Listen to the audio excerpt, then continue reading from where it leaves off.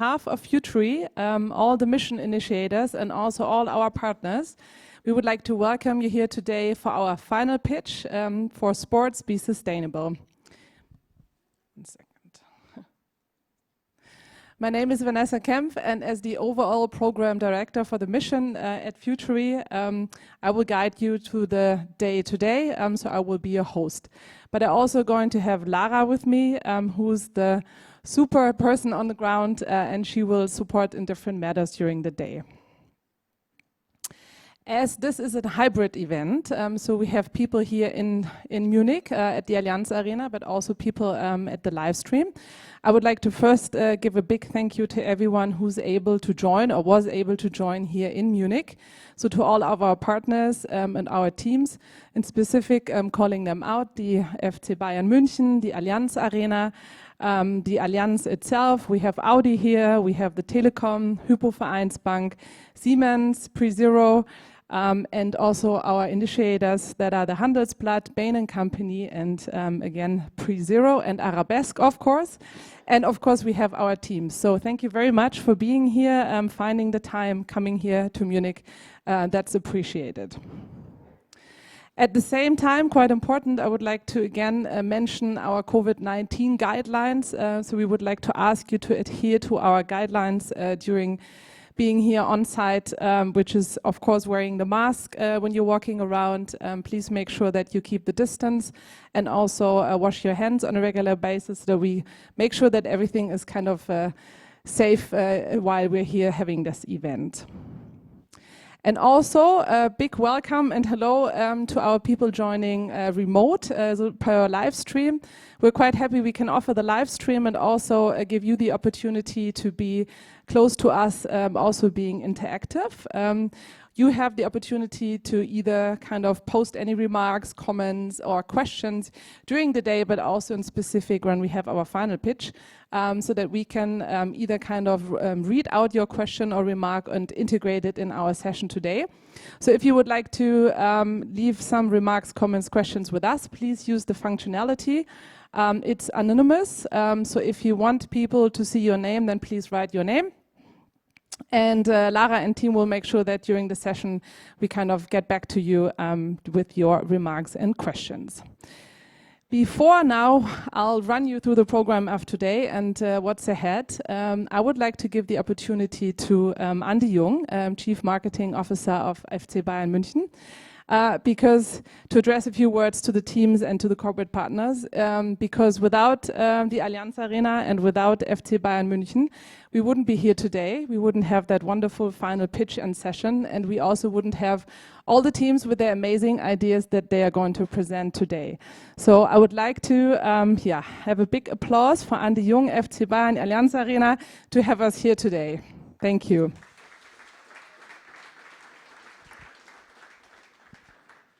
So, yes, then. Do we have another mic? Oh. Fantastic, thank you. Good. Now it works. So, hello and welcome also from my side. Welcome to the corporate partners, to the teams, as Vanessa said, to the remote participants, and especially also thank you to Futuri, because I think it was a great idea to implement the Allianz Arena in your mission projects, and therefore we are very happy and we're looking forward for today for the results for this pitch. And I would say it was a special time. It was a special time for the pitches because we started in February, and you know it was more or less equal with the COVID, and therefore we had 7 exciting months where we have to prepare all these ideas, and therefore I think it was a very, very special situation for all of you to prepare and to pitch here. But thanks a lot that you worked till today on very, very hard on these ideas, and therefore I think we are very, very excited to see which kind of ideas you will do in your presentations later for us, and therefore we are looking forward to these.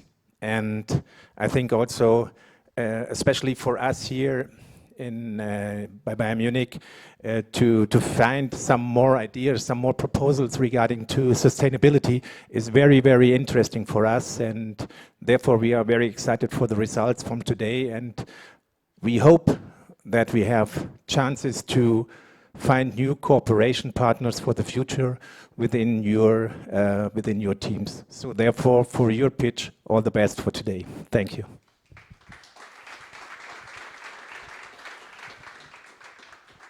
Okay, good. Thank you, Andy. Okay, I'll keep my mic. Okay. Yes. So what's on the agenda today? We want to keep it really focused on the teams and the results. That's why you only hear a small summary or short recap of what happened in the last 3 months, because I think that also shows all the hard work and appreciation for the teams. So I give you some impressions. We then follow on with our 5 pitches that are our Voltastic team, the Ameti Screen team, Grup, Commensally, and Fanbloc. And then we follow up at the end with a quick outro and next steps. And then we have a networking session and flying dinner. So appreciate it a lot. I'll explain a little bit later on how that works with the pitches, but maybe a short recap of what happened. So in July we started, 13th of July, and I think for most of the teams, and you will hear that when you talk to them, I guess tonight, this was a very special moment because all these young talents, they didn't know each other. They have seen each other first time. So they met in the tech quartier and they have done an onboarding week with us, very intense week. They learned to work together, work with each other, how to present. Lots of content was prepared.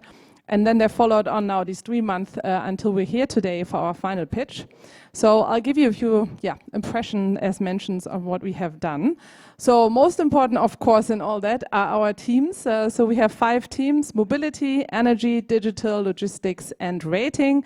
And as mentioned, they started 13th of July in their groups. Then we had the onboarding week, so you see a few impressions. We did a team building in Frankfurt. There was lots of design thinking activities, presenting, some content session, and quite active week. And then most importantly for us, we had like a value session, or value, not only reflection, but a value codex session, where we together with the Werte-Stiftung and Tobias Raffel, who's also part of our jury today, we talked about what kind of values are important in that program and what kind of values do the teams want to live and put at the front of their work. So for us it was responsibility, trust, respect, goal orientation, sustainability, and openness. And I think these values guided the teams through those 3 months and were quite important. Then our kickoff week, so you might recall some of the pictures. So we had the great opportunity to kick off our program in the PR, in the press conference room from FC Bayern, which was also quite amazing.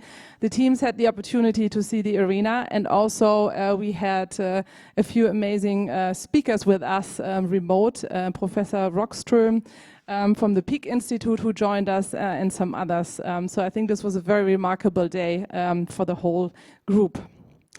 Then, when we were back in the tech quartier, there was lots of sessions about, for example, how to work in an agile method way.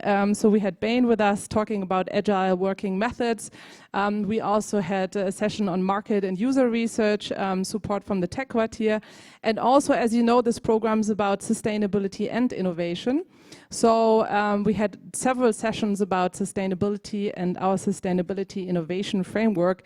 So during the pitches also you will see that there's always a focus on sustainability. And last but not least, the highlight of the last, I think we have 3 weeks ago, we were at the Green Tech Festival in Berlin. Big thank you again to the Allianz who made that possible. So our teams, they were pitching at the Green Tech Festival in front of a jury. We also, I don't know if you can recognize him, we also met Nico Rosberg, which was a key highlight, of course. But also we made sure on site in the tech quartier that we had a good group cohesion kind of connects. So you see our intercultural evening where everybody brought some food, and of course we also watched games in the tech quartier. So there was lots of excitement around. That's it for the recap. I really would appreciate during breaks, if you have time, reach out to the teams and talk to them and ask them how they experienced the last 3 months and what their highlights were. But I would really like to give the time now to our teams who are pitching. So a few words on how does the pitching works. So we have 5 teams. Each team will pitch around 20 minutes, so they have 20 minutes time to do that. And then we have a jury with us today, sitting here in front. And the jury, they have some boards and papers and some evaluation kind of guidelines on how they can evaluate the teams and give them feedback. So they have 15 minutes to give feedback. And then at the end, there's the option for more questions, either from physically here in the plenum or also, like, of course, from the live streams, all the things we will reach out and connect here. So, but now to our wonderful jury. First one is sitting here already. So we have Jung, Chief Marketing Officer, as I introduced. Then we have Tobias Raffe from the Werte Stiftung. Here we go, Toby. So one of your seats over there. And then we have Daniel Milek from Bain & Company. He will also be kind of the fixed jury. So those 3 guys you will see now for the next hour, so to say, for the pitching. But then, of course, as you know, each team is individual and has a different focus. So that's why we also brought in will bring in all of our other partners who then will sit at the sides and also be part of the jury. So we have the Allianz Arena, we have Allianz, we have Siemens, we have PreZero, Arabesque Israel, and Hypo Vereinsbank. So all these guys are also going to join either in person or remote. So my wish for these next few hours is that we make this an amazing experience for every one of us, and specifically for the teams, to have that great opportunity to pitch their idea, and not only the idea, but also everything they worked on in the last 3 months. So, enough from my side. We're starting with the first team, and the first team called Voltastic. That's our energy team. And for the energy team, of course, we have a specific jury who will judge their idea. And next to Andy, Toby, and Daniel, we have Uwe Stadler from the Allianz Arena. So where do we have Uwe? Over here. So Uwe, pick any of those seats. Fantastic. Then we have Patrick Thiels from Allianz Remote in there. So he will be joining in with support of Lara. And we have Maria Bruckert from Siemens. Fantastic. I like to see a female participant for the jury. That's amazing. Good. So, 20 minutes. You have your evaluation forms. And now I'm handing over to our energy team, and in specific to Sophia. Okay? So, applause for Sophia and the energy team.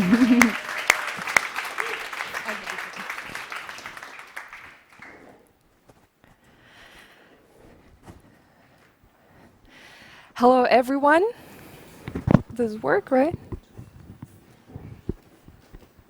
Hello, hello? Can you hear me? No. Okay. Now? Hello, hello? Yes. Now it's loud enough. First of all, thank you very much for supporting our team throughout the project. Thank you very much for sharing your valuable knowledge. Today we present you the final outcome of our work. Let's begin. Our idea is digital marketplace for sustainable technologies. Our vision is a world where every facility uses its potential to generate green energy. But before showing you the product, let me go through the agenda. We will first start with the situation and introduce the problem. I will then show you the prototype and navigate through it. Mark will then tell a couple of words about the market analysis, market potential, about business model and the next steps. and then we will also say a couple of words about our team. Let's start. In the latest regulations, the German government set the incentive to increase green energy production by 45% in the next 30 years. This is a very good incentive. What we want to do is to take the next step. We want to help the decision makers find sustainable technologies, to switch to new energy generating and storage technologies. In our user research, our potential customers mentioned the same 3 problems. Number 1, every facility is unique. There are no standard buildings and therefore no standard solutions. Number 2, every sustainable technology is innovation. That is why even for experts it is hard to get their overview. And third, there are no good references on the internet, while the decision makers, they cannot rely on the information just provided on the websites. And what we want to do is to build a marketplace that will help decision makers find those technologies. Let's have a closer look to the example of the Allianz Arena. When Allianz Arena wants to implement new sustainable technologies, they go to experts. And these experts are technical planners. One part of their job is to look for such technologies. And what we want to do with our solution is to help technical planners find the solutions, find the sustainable technologies. We also want to help technology providers generate new leads, to do it faster and easier. To start, we want to focus on energy generating and storage technologies. Also, we want to primarily support local energy generation. And this is how we want to do it. This is our product, a digital marketplace for sustainable technologies. Now let me show you the prototype and explain you how it works. Here is a website of our platform. On the homepage, we plan to display benefits and features for the user. And if the user is interested, they can start the process by registering. After registering, they go to the profile page, which is divided into personal and company sections. In the personal section, the user must insert their first and last names, email address, and optionally provide a link to social profile and insert spoken languages, and then submit the company information. When the information is there, the only thing they need to do is to save it or update the page, and then they go to the next page, which is the product requirements. First, the user needs to choose the energy source. In this case, the user is not interested in any wind technologies and is only looking for solar storage and other. Then they need to choose the technology development level. In this case, they're not looking for any prototypes or pilot projects. They only want to work with products. And then also there is an option to insert skills, which are special technology characteristics. For example, being flexible, no programming required, and that the technology is recyclable. Maybe the user also has some requirements to the company, for example, the geographical region and the spoken languages. After saving the information, the user sees the profile overview. If something is not correct, they can easily modify the information. And there is also an option to submit the project description, but it's not necessary. They can skip and come to this later. In this case, the user first wants to see the recommended technologies. Now the user sees that we found 32 technologies which match to their requirements. But since this is only the free version, they can only see the 3 first technologies. The user is interested in the smart storage technology from Twake, and he wants to check it out. When the user opens the technology card, he sees all the relevant and verified information. He can check out the video, he sees the technology description, as well as some information about the company, company's USP, customers, partners, and we also plan to provide information about the completed projects and references. The user is interested in this technology, and now he better understands what information he needs to submit to the technology provider to get a good offer. In this section, he needs to insert where the project is located, what is the facility type, submit a short project description, and also add photos and PDFs. And the last step, everything that is left to do is only send the information to the technology provider, who will get in contact with the user within the next 72 hours with a good offer. This is how our platform works. And now let's go to the values. What benefits our solution provides? Well, for technical planners, it saves them time and effort in finding good sustainable technologies. It also helps them get the required and verified information all in one place. And it also gets them easily connected with trustful providers.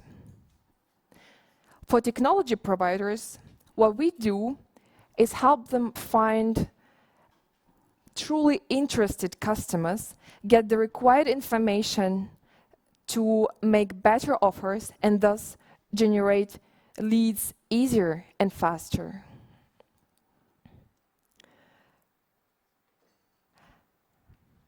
Okay, now I hand it over to Mark, who will tell you more about the business part.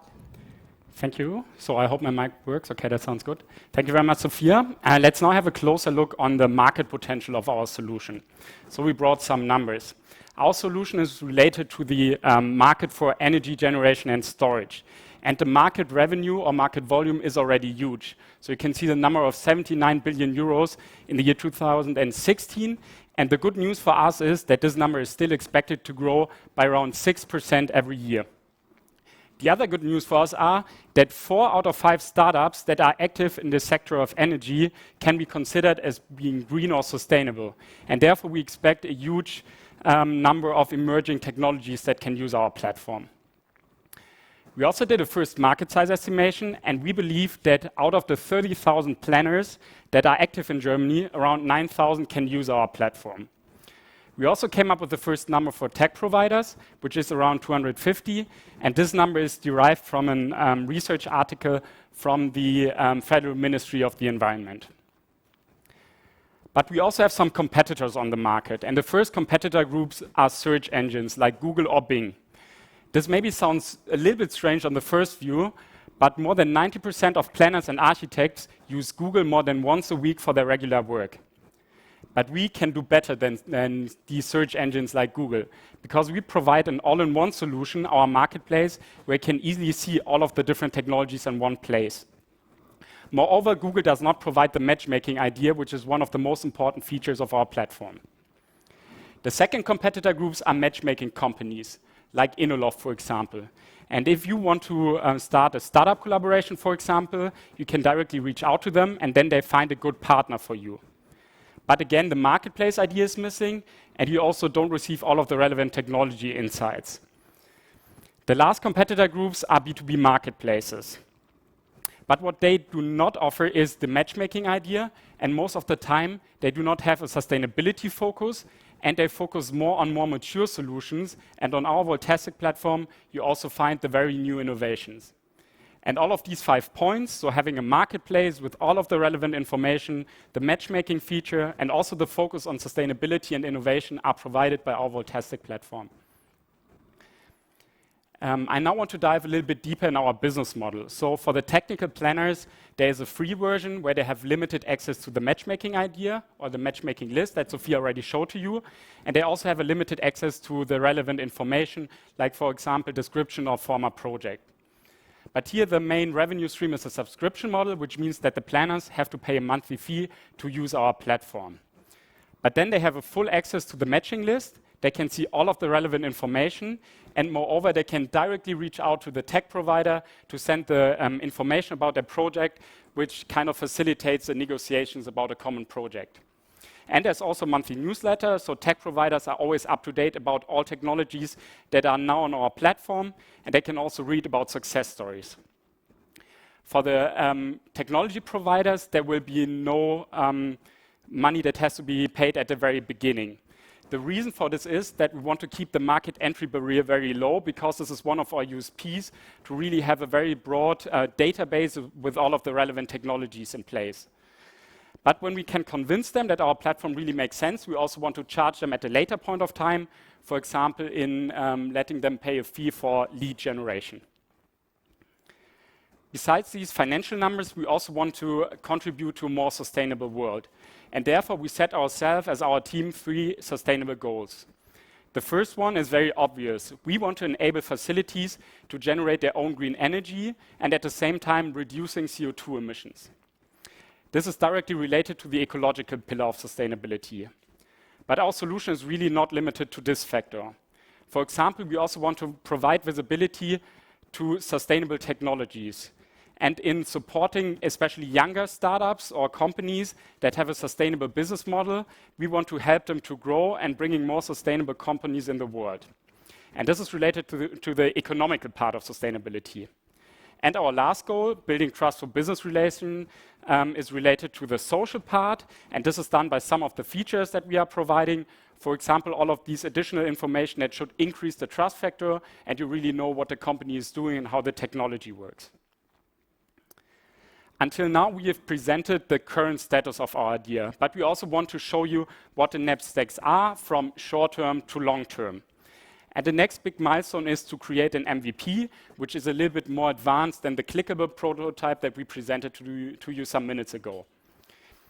Moreover, we also want to dive deeper into the development of the pricing model. So this is the subscription model for the planners on the one hand, but also the pricing model for the technology providers at a later stage of time. And at the same time, we also want to start in finding and onboarding all of the tech providers to fill our database, to have all of the relevant information that we can start the market launch in Germany. But we really believe that the solution, when it's functioning in a very good way, is easily scalable to some other markets, especially Europe, where the rules and laws in the field of energy are very similar. So you can also use the platform in some other countries in Europe. At the end of our presentation, we also want to show you why it makes sense to invest now in us, in our solution. And the first point is that is the growing importance of local energy generation. This is a very important part of the sustainable energy mix of the future. The second point is that due to Corona, we have less physical events and fairs right now, so it's very hard for companies to meet right now. But with the help of our solution, we want to find a way that the companies can find themselves in a digital way. The last point is that we have a large market volume, and we also believe that we can easily scale the solution to other markets, and that is also a good opportunity for some investors. And this is the team that wants to make it happen. This is Sophia, who presented the first part. Sophia is our product manager responsible for the prototype, user research, and user testing. This is Pranav, you will see him in a minute for the deep dive later on. He's our market research analyst, also responsible for business model and the sustainability strategy. And last but not least is me, Mark. I'm the project manager responsible for organization and planning and also the stakeholder communication. And at the very end, I would like to say thank you very much for your attention. We are really looking forward to hear your questions and your thoughts, and we hope that we could convince FC Bayern and the Allianz Arena to become our first customers, but also the other corporates to invest in our solution. And I hope that we could also show to Tobias and the Werte Stiftung that our solution is also participating to a more sustainable world and society. Thank you very much.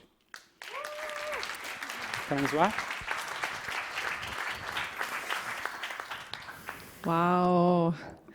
The first team always has the toughest time, I think, to present. So guys, fantastic. You can be very happy, you can be very proud. For you, it's kind of tick in the box, now it's done. So thank you very much. I'm very proud of all of you and amazing results. So thank you. So now over to our wonderful jury. I mentioned them already. I would like to say ladies first now, if you don't mind, and I would like to give to Maria, the first question or remark or comment. Yeah, first of all, most important thing, congratulations really for a great presentation, but also for an awesome journey over the last weeks. I'm very proud that I was a small part of your journey, because I really remember our first discussion. You thought about maybe we should implement specific technologies, and now you are standing there having a holistic business model. You know exactly what you want to do. So congratulations for that from my side for now. And I think that is the most important thing for me. And I wrote down a lot of things. You can see them here. So I could give you feedback to all the things, but in general, I will say that you have a business model right now. Of course, you can do a lot more things. You can have more differences between the free and the premium world, but these are really things you should work on the future. I guess the most important thing for now is to work on the MVP and to go forward, because I think the market size is big and it's really helpful for us, because I know how many times I spent to find the right solutions for my projects. So I really think you can make an impact to a lot of people like me, of course. So thank you. Thank you, Maria. Fantastic. Okay, then maybe over to Uwe from the Allianz Arena. Someone's coming, yeah. So thank you very much for your presentation. As Maria said, I spent a lot of time with you, many interviews, and it was very interesting. In the beginning, it was quite hard to find a business model. Now you found one. I'm proud of you that you did so well. I think your solution is a good solution to be some kind of contact platform to find and establish new technologies. I think this would be very interesting. One question for me, what do you think about the monthly cost for a technical planner, for example? Do you have an idea already, or do you say, don't know? We took that question to our user research, for example, and we could, thanks to you again, talk to the planner of the Allianz Arena. And he suggested, for example, to pay around 40 euros. In our opinion, this is a little bit too small, so we expect a number up to 100 euros, so somewhere between 50 and 100. But this will be definitely one of the next steps, to dive a little bit deeper, do user testing as well, to find out what is the right amount of money that the planner is willing to pay. But this will be something in this range. Mm-hmm. So thank you. For the moment, I'm finished. Thank you, Uwe. Maybe can I add one point, because Maria, you already mentioned, you can imagine that you can also use the tool, Uwe, you as well. So the planner is really our main focus customer, but there are a lot of other people that can potentially also use the platform. So people at Siemens can use it, also building operators, owners, but also people working in the sustainability department, for example, real estate. There are a lot of other people that can use the platform. Right now, we said we focus first on the planner, because in our opinion, this is the main customer group, as he can use the tool for several different projects, but there are a lot of other people that are also interested in finding these technologies. So I have a question on that point. So did you already thought about how to find these customers? I mean, on which way will you meet the right customer group? Yeah, I think we've also prepared a backup slide for this question. So first of all, let's start with the technology provider side, because in our opinion, this is very important. And I think we mentioned already that we want to keep the market entry barrier very, very low, so no initial costs at the beginning. What we also want to do is to do company scouting, and this is one of the most important tasks. So we really want to build a network and going to events and fairs, but we also learned that there are some different associations that are dealing with the different topics, for example, with sustainable energy, solar energy. So going out, talking to them, convincing them that our idea makes sense for the companies that are in these associations is really one of the most important parts. But we also have some other features, for example, that planners who have already some tech providers, they believe they're very trustful and have innovative solutions.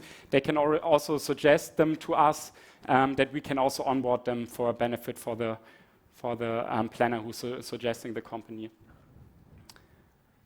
Yeah, and for the planner side, it's very similar. We want to do a lot of marketing, online marketing, for example, LinkedIn, also SEO, so search engine optimization. It's really building a network, making advertisement, marketing. That is very important for us.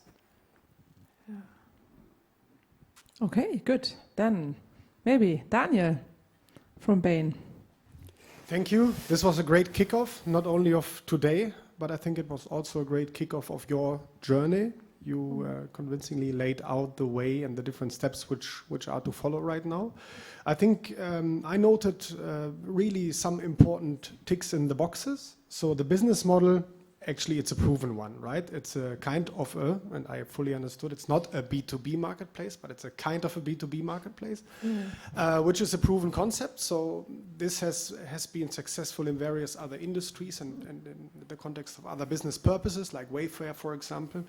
That's cool. The market size in terms of scalability to Europe, I fully buy that point. That's a very good prospect for an investor in terms of scaling your solution if it works in Germany. You as the team, the pitch, a lot of energy. I really liked it. It was pretty cool. It's always very important when you stand up first on the stage and the spot starts to shine. Everybody is nervous. Who knows that better than us consultants? Your business model, especially in the current times, which have changed a bit, and Andy was mentioning it in his intro, that's a good COVID-19 kind of business model. As you say, trade fairs are going through a big crisis, so that's very spot on, and it's in the pulse of current developments. I would have some questions, I would have some comments and some recommendations around the steps you are laying out. Please think about pricing model first before you do big type of prototype developments. This one is, and even the size of the market is big. The question is, can you participate enough to have a living and to build a proper business case with 9,000 planners and 100 euros? Let's see whether this is enough to participate and to be attractive for your investors. Other than that, good stuff. Good luck. Thank you. Thank you, Daniel. Okay, maybe Toby, from the not only from the sustainability side, but or from the Werte Stiftung. Well, first of all, congratulations also. It was fantastic to see the way you went from the beginning till now. And I remember I had some touch points with you in the very beginning, that you as a team had to form first, you had to find your idea first. There were some challenges in the first weeks and months, actually first weeks, because then it's only 3 months. What you've achieved today is great. I think if I was an investor, I would really like you as a team, as a powerful team. I'm quite confident that you can go the steps that you outlined and the comments that were just made. I would fully agree. And on the sustainability issue, I also remember that we had some great sessions on that. I think what you described as providing visibility, I think this is a core element also when it comes to pushing sustainability. You tell the different participants of your platform that there are many options that they probably don't know before. When I looked at your platform, there were so many interesting technological solutions I'd never heard of. So that's really nice, and it reminds me also of what Johan Rockström said at the kickoff. He said, we have to talk about sustainability. Show people what are the options, what everybody can do, himself and herself. And you do it in a B2B digital platform way, which I think is great. And fingers crossed that you can go the next steps. Fantastic. Thank you, Toby. Fantastic. So, Andy, anything to add from your end? same that everyone said before. It was great. Thank you very much for your presentation, especially for us here in Munich and in the Allianz Arena. We do have some special challenges. One is for me the thing that you have something like this building here, and you have only a few events, and it runs all the year, all the time, and therefore you have to do a special calculation and how you will handle such a problem. And the other one is, you said that for you, at first every building is unique. And if you see, for example, our special situation, we do have 4 or 5 buildings in Munich to combine it with the other spots that we do have here.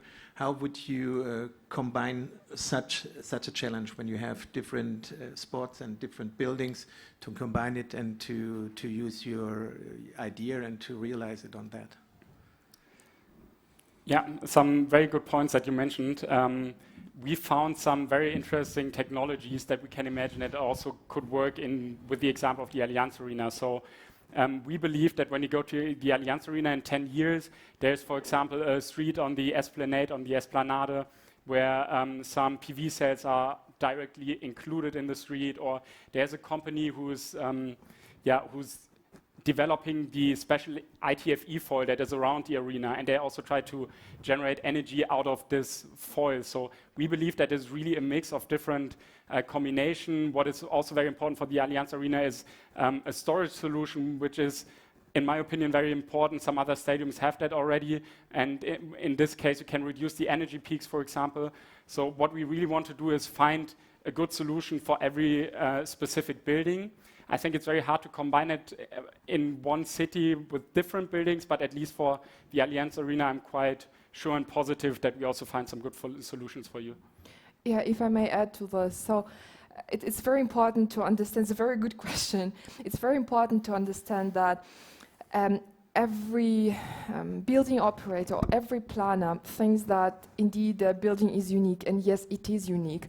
But there are other people who are dealing with exactly the same situation, and everyone needs to do their own research. And our idea is not wasting time on this anymore, but ask other people, what is your experience? Can you tell me what technology you implemented? Maybe I can use it as well.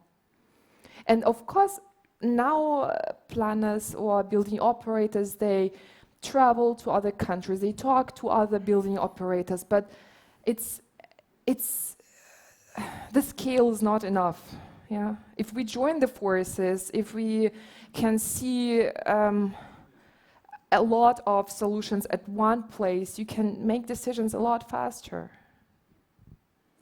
Okay, so now we're trying that out now. So we have Patrick Thiels with us from the Allianz. I'm very happy that he's also able to join remotely. Wow, Whoa. Fantastic.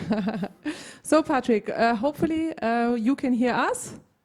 Yeah, I can hear you. We can hear you. Perfect. Okay, so over to you. Thank you. So greetings out of Belgium here. First of all, a great job, guys. I think I love the idea of a marketplace, especially at Allianz. The green energy is one of the topics what we see a lot with our insureds. It's increasing, let's say, a lot of investments, a lot of ideas surrounding green energy. And I think you have touched base the right spots as one of the topics very high on the agenda, not only by our clients, but in the industries, but also on the political agendas. So for that, I think your business model, as already explained, is there. I think it's a very good one on that perspective. I wanted to touch base a little bit on the price, and Daniel already pitched that also. Pricing is a very important topic. If you want to go to a market, you need the right price, and you need to know where you're standing for, and that your business model at the end for your investors is sustainable. So that's one topic. Another topic is if you create a marketplace, you need traffic on your marketplace. And that is, I think, the most challenge, in my opinion, how you want to create. You touched base already a little bit. What are your ideas around to go to the market? I can share you one. I know that the European Association of Engineering Companies are working also on a portal where they want to join all the forces and all the ideas around construction. And perhaps you should contact them and pitch in with their ideas and propose your idea and make a holistic view on that. That would be my suggestion here. But for the rest, great job. Thank you. Thank you. Super. Thank you, Patrick. All right. So, do we have any other questions, remarks, comments on our live stream chat, which we can read out now? Yeah? Or show even? Or no, we can read it out? Yeah. Okay. Question from Allianz from Matthew Burns. So the question is, one comparison platform I have not seen in your competitors is Check24, who essentially does the same thing as the platform you are proposing, but for individual customers or households. How do you plan to differentiate your platform from this established process? That's a good question. Yeah, that is a very good question. I think we have shown already some criteria which are different in our opinion. So it is really the technology or the market we are focusing. So this is, in my opinion, completely different what Check24 is doing and what we are doing. We are more dealing with the topic of B2B and not B2C. So I think there are some criteria where, in my opinion, we are really differentiate from a company like Check24, for example. Okay, any more? Not yet. You still have time. We will collect them and then play them back to the teams afterwards. So, thank you guys. Enjoy the rest of the day. So now you can relax, and we're looking forward to then cheer up later on once we're done. Thank you. Big applause for the energy team, Voltastic.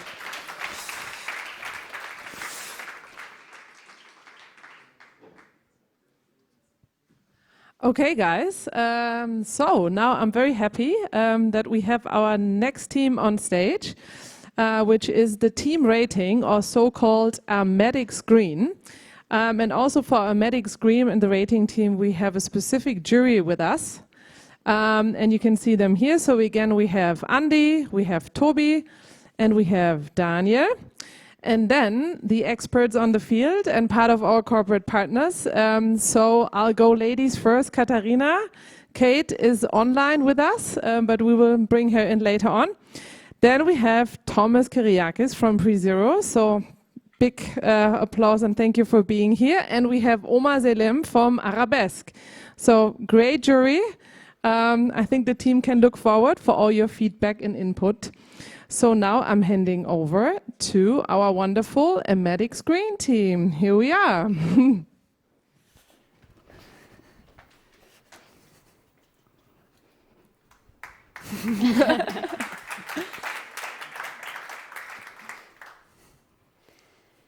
We are Ameti Screen, and we are team rating of the Mission 3. Stadiums have a large impact with regard to sustainability. In the German Bundesliga, on a single match day, there are 8,000 tons of CO2 emitted. If we just think about this, that there are 34 match days per year, this sums up to 270,000 tons of CO2 emitted per year, just from Bundesliga games. So what does this number tell us? Well, you could fly 370,000 times from Munich to Qatar. This amount also equals the emissions of 34,000 citizens per year. And you would need to plant over 2 million trees to turn all these emissions and to neutralize it.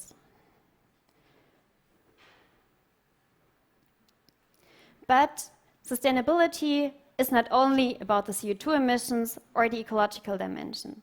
It also covers the sustainability of the social dimension, the economic dimension, and the governance dimension. So sustainability is the whole picture. And the sustainability impact exceeds the stadium, and also the club has an even huger impact with regard to sustainability. So through the club, over 4.5 million new social media followers can be reached just in the case of FC Bayern. And having this said, we can drive sustainability together and move the entire sports industry. And this is also where we come into place.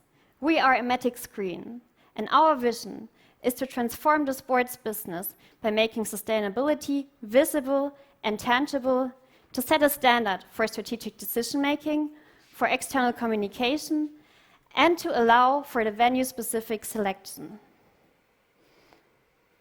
So, are clubs already ready for this entire movement? According to a study by the DFL, they asked the first and the second Bundesliga clubs. 92% emphasized that there's a high importance with regard to the ecological sustainability. And 14% said that this importance even increased now through the current COVID-19 situation. 67% say that they plan to implement new renewable energy plants. And 53% say that they are really now pursuing sustainability goals. But if now the clubs with their stadiums want to go on this road to sustainability, they are facing several obstacles when making decisions. So first, they have to define the sustainability goals and the overall sustainability strategy, and they have to know where they stand and where their competitors are. And this all has to be based on reliable information. Next, they have to depict sustainability holistically. So as we've just said before, it also includes the environmental dimension, the social dimension, the economic and the governance dimension. And lastly, decision-making has to be based on a reliable tool, and external communication has to be waterproof. And this is why our user is a stadium managing director. We call him now Franz. Franz is operating in a European market, and his credo is, if he does something, he really wants to do it right. Franz has different user needs. So he wants to know about the sustainability status of his stadium. He also wants to compare his stadium to his peers, and he really wants to be a role model in this industry and to drive the change. Franz also wants to really now build a sustainability strategy that is based on reliable information. And this is now where our solution comes into play and helps Franz. So welcome to the Ameti Screen dashboard tool. This is the login page. So Franz now really would like to assess the current performance of a stadium and therefore logs in. When he logs in for the first time, he can fill in some information with regard to the current performance of the stadium. And our assessment is structured into two parts. So it always has a qualitative part, so some soft measures, and a quantitative part considering the hard facts. Let's start.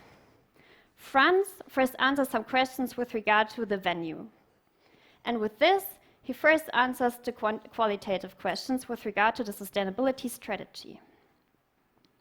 Here, he is asked if he already has an environmental policy in place and if there is an environmental strategy. So, for example, if there's already a strategy with regard to emissions, he can say that he would like to become carbon neutral by 2030.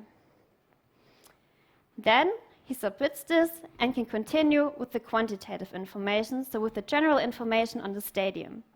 And this is now really important for the later benchmark comparison, because this is also where we then try to make a fair comparison with other sports venues. With our Ameti Screen tool, we want to assess sustainability holistically. So next to the environmental dimension, we also include an economic assessment and a social assessment. And with this, we can provide the full picture of sustainability. So Franz now first wants to answer some question with regard to the environmental assessment. Here, it's the same, so he can first answer some qualitative questions with regard to the strategy. And the environmental strategy consists of the 5 core dimensions of the environmental dimension. So these are emissions, energy, waste, water, and mobility performance. So we do it now as an example for emissions. So there are several statements that he answers with either a yes or a no. If he answers them with a no, he can also provide a reason why he answered it with a no. Next, Franz can also upload some data. And this uploading of data will ease the entire progress from him and will avoid additional work. So if there's already data available, he can just browse through his files and can upload them right into the system. As soon as this data is uploaded, Franz has the opportunity to really validate this data. So he can go through the data step by step and can see, is the data now available, yes or no? If it's a no, then he can also again provide a reason for it, why there is no data available, which will help us to also assess the transparency. If Franz has answered all these questions to his best knowledge, he can submit the assessment, and then he will reach the heart of the Ameti Screen tool, which is our Ameti Screen dashboard. In this Ameti Screen dashboard, Franz sees the overall environmental score because he just has done this assessment. And this score consists of the different areas that we've just seen before. Franz can really highly customize this dashboard view, so now he wants to have a deeper look on energy and can track, for example, the share of renewable energies and can also track the progress with regard to energy intensity. To not lose the focus, Franz can also set goals and track them over time. Franz can also see the impact of different possible projects that he can implement and can see the impact with regard to the overall score, but also with regard to costs. And he can also select a budget that is available, so he can filter how much money is available. Next, there is the Ameti Screen benchmark comparison. And here, there are 3 important data points. So we have Franz, the stadium, then there's the peer average, and the one from the best in class. And to allow a fair benchmarking, there are different filters into place that Franz can use. So he can use the UEFA stadium category, the geographical scope, different venues, or he can also select the year of construction. And so he can choose between different KPIs that he wants to use, for example, with regard to share of renewables, or energy intensity, or CO2 intensity. And now Franz has to go to his next meeting and to make a decision, and he wants to have the most important information with him. He can also print the most important information as a report. If Franz now wants to have a deeper insight into one of these dimensions, he can click, for example, on the emissions dimension and has an overview of the greenhouse gas emissions.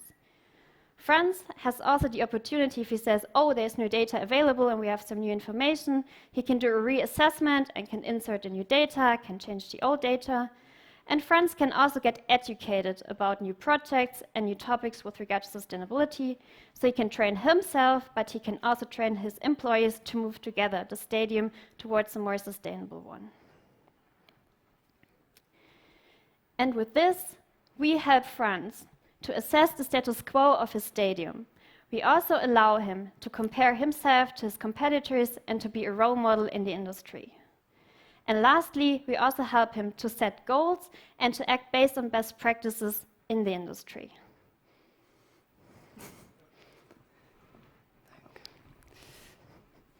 So what exactly is the value that we provide for Franz? Well, he can assess the stadium's performance with regard to sustainability, he can compare to industry peers, and he's able to act based on best practices.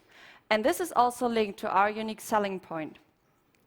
We want to link the status quo of his sustainability performance to strategic goal setting, to tailor-made action recommendations, and to a benchmark comparison within the industry. We will provide this value on 3 levels. So first, there's the basic level. If somebody only wants to know where exactly he stands and how he's developing over time, he chooses the basic option. If he wants to know more about the strategic goal setting, the action recommendations, or network on the platform, and even get limited report generation and limited access to the training modules, he can choose the advanced version. And lastly, if the user wants to make full advantage of the Ameti Screen tool, he can choose the premium version, which includes all features, plus the benchmark comparison that Victoria just depicted to you, and a certification of the sustainability performance and of the Ameti Screen training modules, which will be done by third-party audits. And based on this subscription model, we will have 3 revenue streams. The first one is an implementation fee. So each new user on the platform pays it one time just when implementing the tool. The second one is a recurring license fee. This means that depending on the level that the user chose, he has to pay this fee on a yearly basis. And lastly, we have the features fee. For example, if we have a user who says, well, basic version is fine for me, but I'd still want to see the benchmark comparison, he can just pay an add-on fee for this feature. And yeah, this is an additional fee per module. So in which market are we generating this revenue? We first want to focus on the European market. And here we have a total market of over 1,100 stadiums. If we only look at stadiums that are serviceable, so that exceed a visitor capacity of 25,000, this sums up to over 310. And the target market that we would like to target within the upcoming years is a realistic market share of 110 stadiums. Let me quickly explain you how we come to the 110.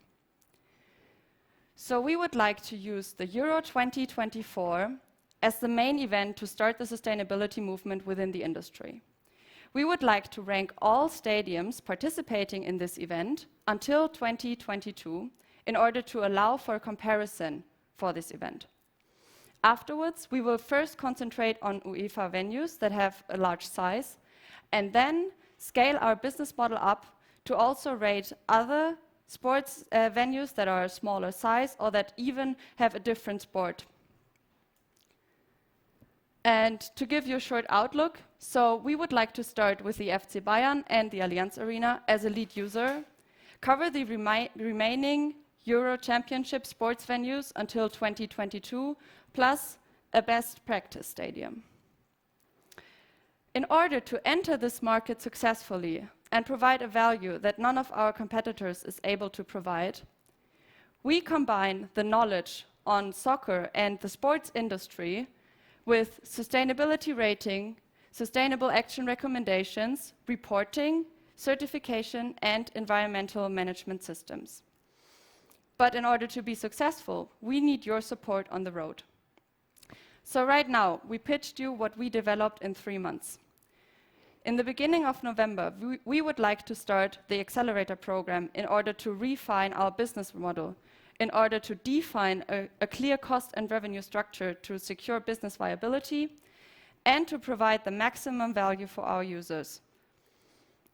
In the beginning of next year, we would like to found our own company in order to be liable.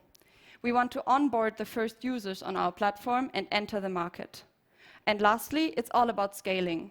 We want to scale our business model up to the European sports venues participating in the championship, but also develop a solution for smaller venues in order to be able to integrate all club-related venues into our rating. And the team that has been working on this solution so far is myself, Victoria, Jung, and Sartak, and we would like to continue this. So if you would like to get in contact with us, here are our contact details. We are Ameti Screen, and we are really looking forward to your feedback. Woohoo! Thank you, ladies. Thank you, guys. This is also our happy corner team in the tech right here, so you must be very happy now. And of course, we also have the other 2 members coming up, right? So we have Jung and Sartak, so the full team there. So, the jury, as mentioned, who do we start with? I would say we start with Omar, the experts in the field. Thank you. Thanks so much. So first of all, I must say I'm completely biased. I love this team. I love what you do. I should just go sit back there. But since you asked me about my opinion, so 3 quick observations. Number 1 is, the impact goes far beyond just what the stadium does, the CO2 emissions, whatever. It has this educational, emotional aspect to take sustainability to the heart of the topic. If you think in sport, what sport has done, for example, to promote fairness, you can say it's not necessarily an ESG topic, no? It's not just something we measure, it's not something that, that we can take home. It's something that's in our hearts. And if you can just take sustainability to the hearts, to the households of the fans, that is something that goes way beyond, these hundreds of flights, Qatar, Frankfurt. Who wants to go there anyway? So that's one point, right? We love Qatar and Frankfurt, of course. Yeah. So the second point is, In ESG, we focus very much on this quantitative environmental topic. However, we just not forget that it's also about the social and the governance components of that. So to measure not just water, energy, wastewater management of a stadium, but also to think about the social aspects of it and to think about the governance aspects of it. Transparency of financing, tax components, the governance structure, the regulation. That is just a very important topic that still would come. I guess my final point is, we want to go beyond just, upload your bills or your papers or whatever, and then you can visualize it and compare. That's great. But ultimately, it's about high performance computation on external data. So you want to use sensor technology, you want to monitor the stadium or get a third party view to ensure that it is verified. It's not just, whatever they upload and give you and self-certify, but to have an external opinion about that, become like a TÜV of a stadium. These 3 points just, not taking away of anything of the great work that you guys have done. Yeah, congratulations. Yeah, thank you. Thank you. Fantastic. Thank you very much. Then, Thomas, the new guy on the panel here. Thank you. Thank you, first of all, for your presentation. It was very great. I also like very much the intro you did, because it's always easy to talk about figures and numbers. But if you have a visual behind that number, it's easier to understand things. And if you think about being in the forest, starting counting on 2 million trees, you very quickly realize what that means. Coming to sustainability, I think it's always easy to talk about sustainability. It gets harder if you want to be sustainable and do sustainable things. And it's much more harder if you want to measure sustainability and be transparent on that. I've seen a quite holistic approach, what you presented here, and starting from scratch, ending with a dashboard, with the figures and everything. I liked it really very, very much, and I think it's something which can work. I would like maybe to see more on the cost, but you said you're going to work on that. Yeah. And maybe one question is if you have thought about moving away in the future from sports venues to companies, to management measures and things like that. Mm-hmm. Okay, yeah, so obviously we already thought about this. I mean, we also had some talks with Allianz Arena, FC Bayern, and they are very much interested in doing a holistic club rating, which then not only is restricted to the stadium, but obviously includes all the other Liegenschaften. And yeah, therefore we are already thinking about how can we then take this onto the club level and not only include the stadium as one venue, but take it to a whole another level. And yeah, this goes hand in hand together with what Omar just said, making this topic emotional and including also the other 2 dimensions. So, I mean, we had 3 months, we worked really hard on the ecological dimension, and now it's all about including all the other important aspects of sustainability, which are social, especially for sports, and which are obviously also economic viability and governance dimension. So yes, we think about this, and we will definitely develop a solution on how to integrate it as soon as we have the full picture. Looks like Daniel wants to say something. Maybe some observations and points to play back. It was a very crisp pitch. I really liked it. It was to the point. It was clear from the first page, from your introduction, what your mission is. So really amazing. Well done on that. That was pretty cool. And you are addressing one very important point. To our experience, what doesn't get measured often doesn't get done. Mm-hmm. So, right, to really become better, to be more sustainable for building owners or building executives like Franz is very important. And I think you are at the heart of, as you rightly said, talking about sustainability is easy, but managing for sustainability is very difficult. So that's my very first point. So I really like that. It's a great approach. I think the business potential of this solution is amazing in terms of scaling it, expanding it to other markets, to other buildings. That's it's really cool. And it has standard setting potential. Mm-hmm. That's very important to understand. And it needs to be at the heart of your further thinking. because you are planning to build a platform which should, in the first instance, and I also like the scalability approach in using the European Championship in 2024, that's all cool. I think that's too slow. That's simply too slow, because you will fight against, the very moment you get out on the market, you will fight against other people who think about setting a standard. And it's a race for enough participants, which means so really to become relevant as a standard index, if you will, which means in terms of your business model, you need to think about a very low entry hurdle to get people on board. And that's for me one of the points which is the number one point for your acceleration phase. What is in for France? And what do you want to earn, let's say? I clearly understood the revenue streams, that's clear, but how to get critical mass and reach on the platform will be the make and break for your success overall. These were my main points. Yeah, thank you very much. Okay, good. Then, Andy, yes. To add something to Daniel, I think it's mandatory to do it, yeah. And but you have several levels for that, yeah. And I think this is one of the main challenges, because we're talking about, for example, here Germany, yeah. So I think it can happen that we get criteria how you can scale it here in Germany. But if you are talking about these things, if you're talking about the European Championship, that means all over Europe. That means you have to find criteria which would run and work all over Europe. The next step, if you were talking about, for example, a World Championship, then you're talking worldwide. Yeah, you're talking of all the continents. Do they accept sustainability and so on? And this is, for me, one of the main reasons why I'm totally with you to say you shouldn't wait till 2024. You should start now with that, because otherwise, if someone else will start in another country, in another continent with other criterias, you have a big problem that your system will be accepted and adapted. And therefore, it's, as I said, mandatory, and it's time to do it. Yeah. And think top down. Yeah. It's important to think top down in the way of talk to Christian Seifert of the league to make it an obligation to all the clubs. Yeah. That's way more, you cannot win this battle bottom up, stadium by stadium, France by France.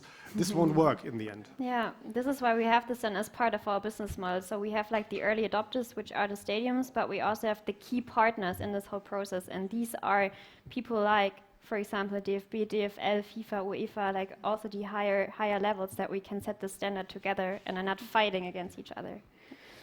Yeah. Okay, Toby, you were also accompanying the teams from the beginning, so maybe a few words on that end as well.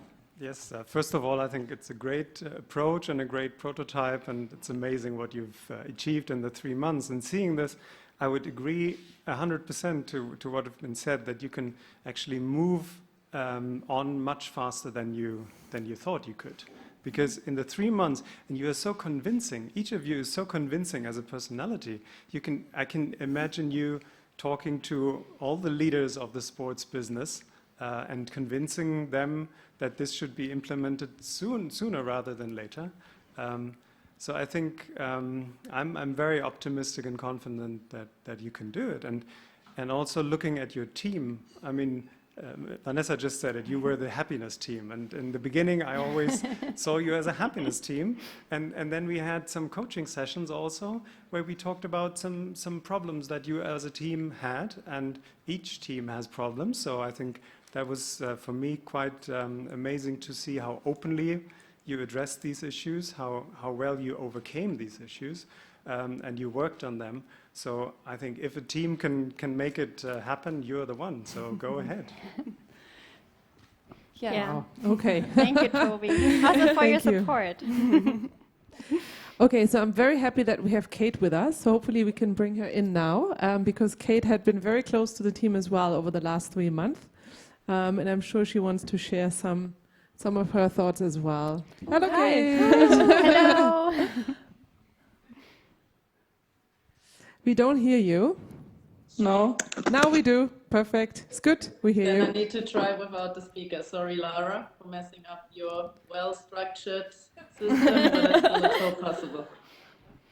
So yeah, also again, thank you very much from my side. Great presentation, great prototype. I told you already last time, I love your simple design, the dashboard. It's yeah, it's fun to look at. So first of all, thanks for that. It's also always fun to listen to you guys. You're very motivated, inspiring, and drag the crowd along, and that for a good purpose. So also very well done from my side. Most of the things I wrote down also have been said already. One of the main things also we do at Allianz, like don't start anything, don't do anything if you can't measure it. So especially in the field of sustainability, this will become more and more important to proof point basically that you're doing good. One thing I already mentioned to you also in the past, and there was a similar question before to the energy team, is so there are a lot of sustainability ratings out there already. How you guys really now implement something and prove your credibility, and that you will be able to have this reliable information available, which on the market against competitors, yeah, proves to be the better one. There I still have some question marks where I still see also a huge effort at least, or room for maintenance, is this whole data topic, and also the comparison of data, especially if you go European-wide. There are different data sets in different countries obviously available when it comes to the topic of sustainability. This is for sure an outlook. And the third major point for me is also the scalability. I would also wish for an idea beyond pure stadiums, and already planning on that. And also what has been said already, don't wait too long, start now, in order to also be able to scale up on the long run. And also in general, because it is a measurement tool, you hopefully make information digestible. You give stadium owners the opportunity to communicate good numbers. There is a huge potential to educate the industry, which I believe is very important within the field of sustainability in general, the fans, and therefore you have a huge opportunity to, yeah, push for a shift in society, basically. Super, thank you very much, Kate. Amazing ending of the sentence. But let's check. Do we have anything, any comments, remarks? But of course, also I would like to give the opportunity in the audience here to raise any questions, concerns, feedbacks you have, because we have some more people here around. I'll have a look. Henning, Hendrik, Charlie, anybody? Yes, we have Hendrik from Founders Intelligence. Hi. First of all, congratulations, great pitch. I was interested to see the other features that you can briefly mention. So there were, I think, an education feature that you had. Do you have any other kind of ideas for how you can kind of further develop the tool that adds additional value to whoever uses it? Yeah, I'm not sure. Yeah, is it on? Yeah. Okay. So yes, we already thought about features that might be interesting. I mean, for a stadium, we heard it now several times. It's also about emotions. It's also about educating. It's also about the reach that a stadium or a club itself has. So we thought about why not share what now we know, what now probably the stadium manager will now know, what he can give to his employees. Why not exceed that to the fan base? This was one of the ideas we had. Another thing is the networking platform. So all over the world, people are trying to become more sustainable. And right now, when you look at stadiums, it's a lot of things are project-based, because there are really good projects and really good ideas out there, and then those get communicated. But what about a platform that kind of sums this whole up? So this was the idea on the network platform. The print report, well, it's just something that is handy. So if you know everything, but you can also take it to the next meeting easily, this is something that just makes your day a lot easier.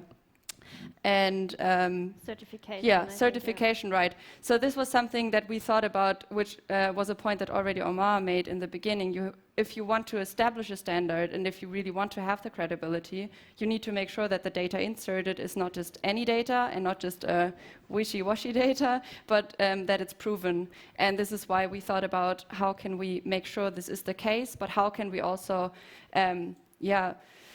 give those people who actually validate their data a huge benefit, which would be something like a certification that's proven by a third audit and that then can be communicated towards the outside world. Look what we're doing. Yeah. So with regards to the features we already thought about, and if we get the chance, obviously we will talk to sports associations such as UEFA, such as DFB, DFL, and then see what other features they might need in order to actually see our tool as a potential tool to set standards. Yeah, and I mean what we also did to come up with these features, we did not only interview the stadium managers or the stadium operation managers, we also interviewed, for example, the marketing department, different sponsors, sponsorship manager, that we also provided value here on this part because there are a lot of like intersections. So for example, if the marketing department wants to communicate something to the outside, then they might not need the same report that maybe a stadium manager now needs for his next meeting, but they need like a nice graphic that they can export, I don't know, in PowerPoint and then communicate to the outside. So this is where we also try to get like the biggest value out of this tool. Yeah, one more, Hendrik. Oh, Henning, yes. I would be interested in the technical approach. I know you partner with Arabesque and Omar and his team, but you had like a lot of potential sources to give you credibility and to kind of create your score. Could you shine a little bit light on what's the status there? Do they offer APIs? How do you approach this? Yeah, so maybe I can answer to that. We had a talk with also the facility manager of the Allianz Arena and like different people collecting the data. And for the Allianz Arena, it is the case that they are the only stadium in Germany that has the EMA certification. So they already are certified on an environmental level. So they collect a huge set of data that then can be inserted in our tool and where we can make use of the data that they already have and where they already show their commitment. Throughout those 3 months, we have been mainly in contact with Allianz Arena. If we now want to scale this up, obviously we will have to see how can we get the same quality of data for another stadium that might not be EMA certified. So this will be something besides the business model that would be in our focus when we continue with the accelerator program.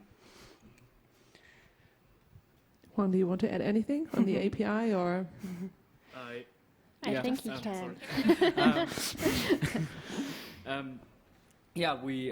Since we got the opportunity to, since we got the opportunity to talk to Arabesque as well, and we will definitely think about developing APIs to different third-party tools. However, since we only had the 3 months now, we were only of course planning it, not really developing something regarding APIs. So yeah. That's the current stand. Okay, I think Daniel, you had a few more points. You feel the enthusiasm in the room, right? Everybody knows and has great ideas of what to do with it. I even at the beginning said, okay, or thought, let's say, let's merge with the first team, right? Because on this basis, to become better, you can even onboard the marketplace of Voltastic. So, but here's the big risk and the big danger. As speed will be, to my mind, the make or break for your business model, scaling up to get many people to build this platform. I would give you a different challenge on your way for the next phase. Is there a way to really decomplexify your business model? Frankly, I would, in the first place, I would focus on the score, the rating, and the assessment, and all the additional functionalities. You are rightly saying, let's talk to the marketing teams. The very moment you get into all these details, you will lose speed like hell, right? So a challenge would really be cut off all this functionality, which is there to measure, to manage, to optimize in the first place, and try to do a big rollout on the measurement, because you need to be fast in setting standards and then opening up the second layer of evolution of your tool and platform. It also depends on your management capability. So it's a point to think about of what is really the make or break for your business model. Is it really speed? And what is the minimum viable set of functionalities for management which you really will need to sell this product or to implement it in your customer base? Yeah. I think that's really interesting. So the trade-off between usability and providing the maximum value and speed, like being fast and providing the value that you provide in a waterproof way.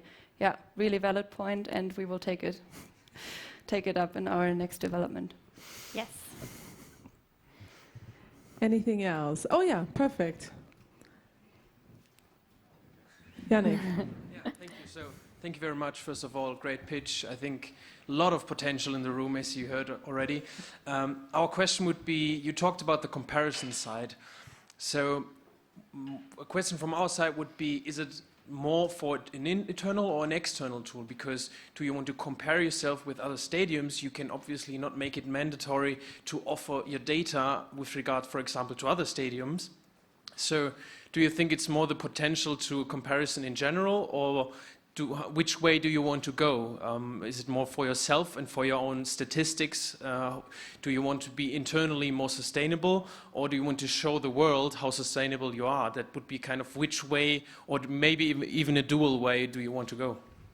Yeah, that was exactly the question that we also had in the beginning. So when we started to say, okay, we want to do a rating, where do we start? Where do we want to go? And then we said, okay, in order to do this external rating, we first need this internal perspective, because we first need the data, we first need to set these standards, we first have to say, okay, these and that are the dimensions, the criteria that we can assess. So this is where there is this internal assessment, and where also me, myself, as a stadium, I can compare myself to the peer average, to anonymous data, because data privacy is a huge topic in this market. And so this is where we are right now, to also allow then for this external comparison, and where we also have to talk to higher institutions, how they are setting standards that really data is then communicated openly, or which kind of data is mandatory to communicate openly. So this is why in our current tool, the data is, like, with regard to comparison, is anonymized. So, like, for example, now me as FC Bayern, I can also only see the peer average and the best in class, and this is where we aggregate then the data.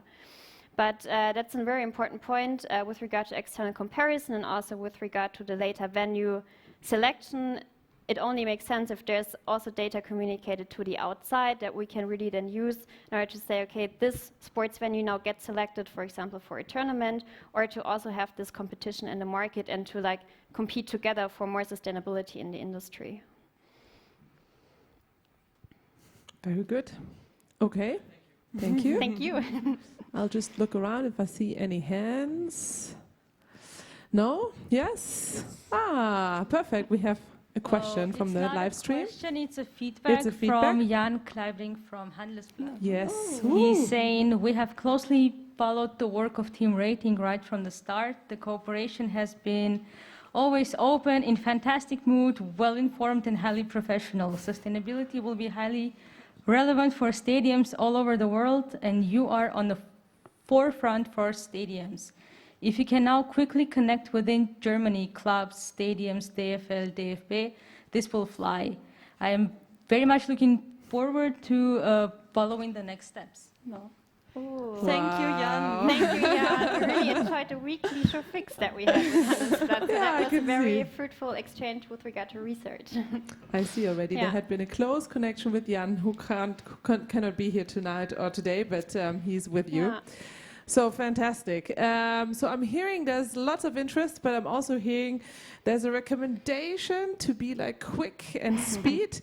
And I'm just thinking, hopefully I'm not talking anything out that is not allowed. No, but I was discussing with the team what are next steps, and I said, we take 2-3 weeks off before we really get into going again, so you might want to reconsider this. Just kidding. You should take your break after this very exhausting 3 months. So enjoy the celebration, enjoy the break. Thank you very much, guys. And yes, so big applause for Team Ameti Green.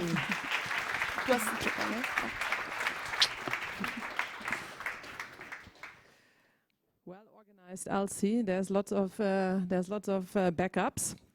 Okay, so we are already halfway through, so it's break time now. We have planned to have a coffee break until 4. I think that's a little bit more than planned, but I would really appreciate it if teams and corporates and partners mingle a little bit, get to know each other, and we'll meet back here at 4. Thank you very much, guys.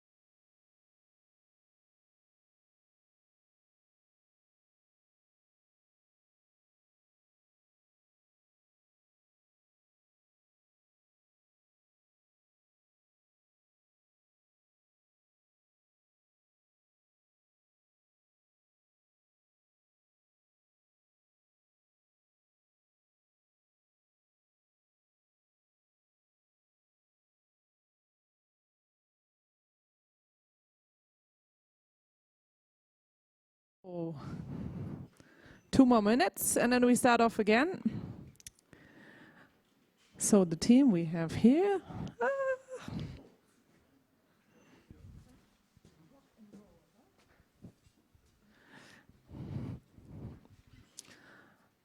Soll ich Signal wieder warten?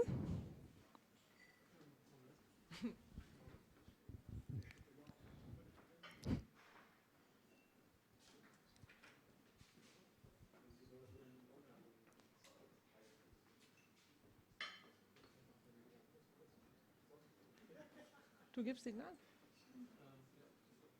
Okay. Okay. Welcome back, everyone, to our second round with our pitches here at the Mission, Sports Be Sustainable. Hope you all had a good break. I have seen already that you mingled in the coffee break and maybe also at home. Before we follow on, quick, especially for the ones on site here, I would like to remind again of Corona guidelines and keeping distance and wearing mask while you do conversations. So appreciate if you could adhere to this. Okay, guys, so it's always difficult after a coffee break, so I would like to have your full attention talking about coffee break and food for the next team, which is our Grup team, or also called Team Logistics. And of course, we have a specific jury for our Team Logistics. Next to Andy, Toby and Daniel, we also have Uwe here again from the Allianz Arena, and we also have Lukas here from PreZero, the expert in the field. So I'm very much looking forward to our next team. So over to Grup. Thank you very much. So we are Grup and we want to save food the smart way. 1.3 billion tons of food is wasted yearly, globally. That amounts to 1/3 of all the food that is produced. Food waste occurs in different sectors, in households, agricultural production, and also in the hospitality sector. And when I'm talking about hospitality sector, I'm speaking about hotels, restaurants, and also catering services. But what are the key causes of food waste in the hospitality sector? So first, there is awareness. So the awareness of food waste is increasing in the hospitality sector, but it's still very low. And research showed that the awareness of food waste will increase when the kitchen staff physically sees how much food they're actually throwing away. Second is knowledge, how they can actually reuse the food they're wasting. Third is attitude. That means that in some countries it's very common that you take food home, but not really in Germany. But that would reduce the amount of food waste dramatically. Fourth is planning. That is probably the most important one for us. So especially for caterers, it's very hard to plan how much they have actually to prepare. And especially when they serve the food on the buffet, it's even harder because the guests, they expect that no dish will run out. And that makes it even harder for them to assess the right amount to prepare. But let's talk about some numbers. So alone in the EU, there is 12 million tons of food waste. And just in Germany, there is 1.9 million tons. And remember, this is just in the hospitality sector. So we are Grup and we aid venues and their caterers to fight food waste. Our vision is to cut down food waste by 50%, starting with the hospitality areas of European sport venues by 2030. But what are the key players in our solution? So, on the one hand, we have the venue operator.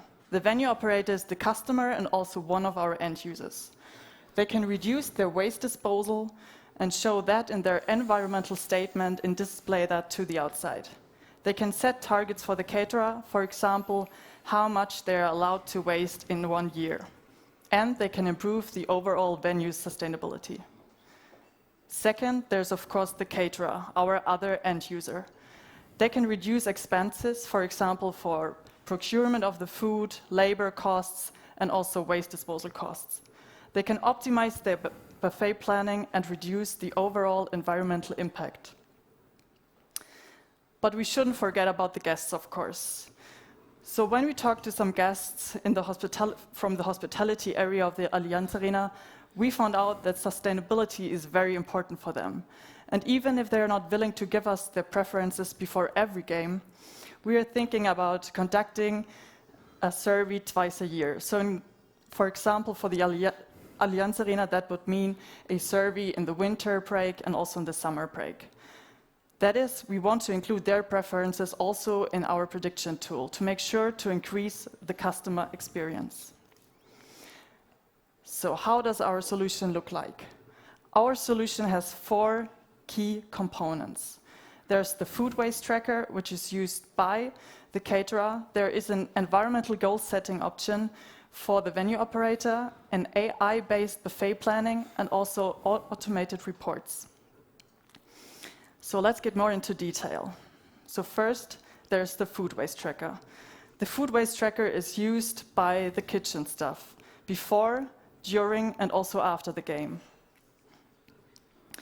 But how does it actually look like? So when the kitchen staff throws something in the bin is on a smart scale which is connected to a tablet. So when they throw something in the bin, they can implement what kind of dish it was and what kind of ingredients they have just thrown away, and also in which kitchen process it was thrown away. For example, was it in the cooking process, or was it already on the buffet and then they're throwing it away? And it's very important for us that we get some current data on the current food waste numbers to set a baseline, and then like after 4 weeks they can actually use the other features as well, for example the environmental goal setting and the menu planning. So now we're coming to the environmental goal setting. This is a feature for the venue operator. So we prepared a little video. So let's have a look how it actually looks like. So the venue operator can set here a goal for the whole season. And he can also, or she can also, choose in which kind of areas the goals should apply to. So in this example, we are choosing all areas. And by scrolling down, you can select the food waste target and also the CO2 emission target. And the current waste and current emission we calculated by the baseline. So based on the baseline, we give recommended goals. And now we're choosing those recommended goals. It's 150 tons for the food waste target and 675 for the CO2 emission target. And by clicking then on set, the goal is set for the season. Above, you can see the potential savings for 1 year and also the CO2 emissions they have saved. And to make it a little bit more tangible, we also provide some equivalences. For example, how many emails you could send, or how many kilometers an average passenger car can drive with that. And then we will go to the overview.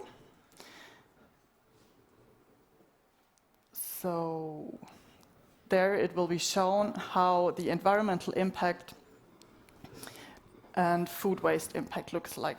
So on the top, you can see the progress on the goal. You can see the goal here, 150 tons and 675, and the current progress, that means from setting the goal until today. By scrolling down, we have 2 graphs which show the trends. So one waste trend and one CO2 trend. The red line marks the baseline and the green line is the target line. That means when the caterer is between those 2 lines, they're still performing better than before using our tool. And when they're below the green line or even on the green line, they're very likely to reach the goal the venue operator has set it. By scrolling down, there is an option to download reports, and also the current waste is converted into water wasted equivalences, and the CO2 emission is also shown here in CO2 emission equivalences. So now I will hand over to Yannick, who will explain you more about the other 2 features. Yes. Thank you, Caroline, for showing this demonstration on the venue side. As we told you before, we also have the caterer as an end user, so I want to talk a little more about that. Those of you who have followed our project throughout the past 3 months know that this AI-based buffet planning is one of our key features. So what we want to achieve with that is really 2 things for the caterer. On one side, we want to help them with their menu planning. So really optimize and help them optimize the amount they should be producing and what exactly they should be producing. And the other side is we try to facilitate that process and make it much quicker than it is being currently done. So to do that, over the past 3 months, we've spoken to several caterers from the Compass Group, Sodexo, and obviously Dough & Co. to really get into their minds and understand how does their decision-making process work. What do they think of when they plan a menu? What are the key factors they take into consideration? Now, I want you all to put yourself in the shoes of the caterer for the Allianz Arena, and you have to plan a menu for in 2 weeks. So, for example, for you it would be important to know what day of the week will the game be and at what time. Because you could imagine that a game at 3:30 on a Saturday, where people will come and have a big lunch beforehand, the amount of food that is consumed might be a little different than a Monday night game where people rush from work to the game and might not have the time to eat as much. So our prototype really tried to include all of these things we've been able to discuss with the caterers. So for example, setting a date, and through that we're able to know the day of the week. Setting the time, and through that we're obviously being able to know the time. The competition. You can imagine if you play against Real Madrid in the Champions League, maybe people will be at the edge of their seats and won't have as much time to eat as they're really invested in the game. But if you play against Arminia Bielefeld in the Bundesliga, maybe it's not that tense of a game, so they'll have more time. So this is something that's important to take into consideration. Then also, what event type? Are the stakes low or high? I just discussed it. Are you playing against Arminia Bielefeld, or are you playing against Real Madrid?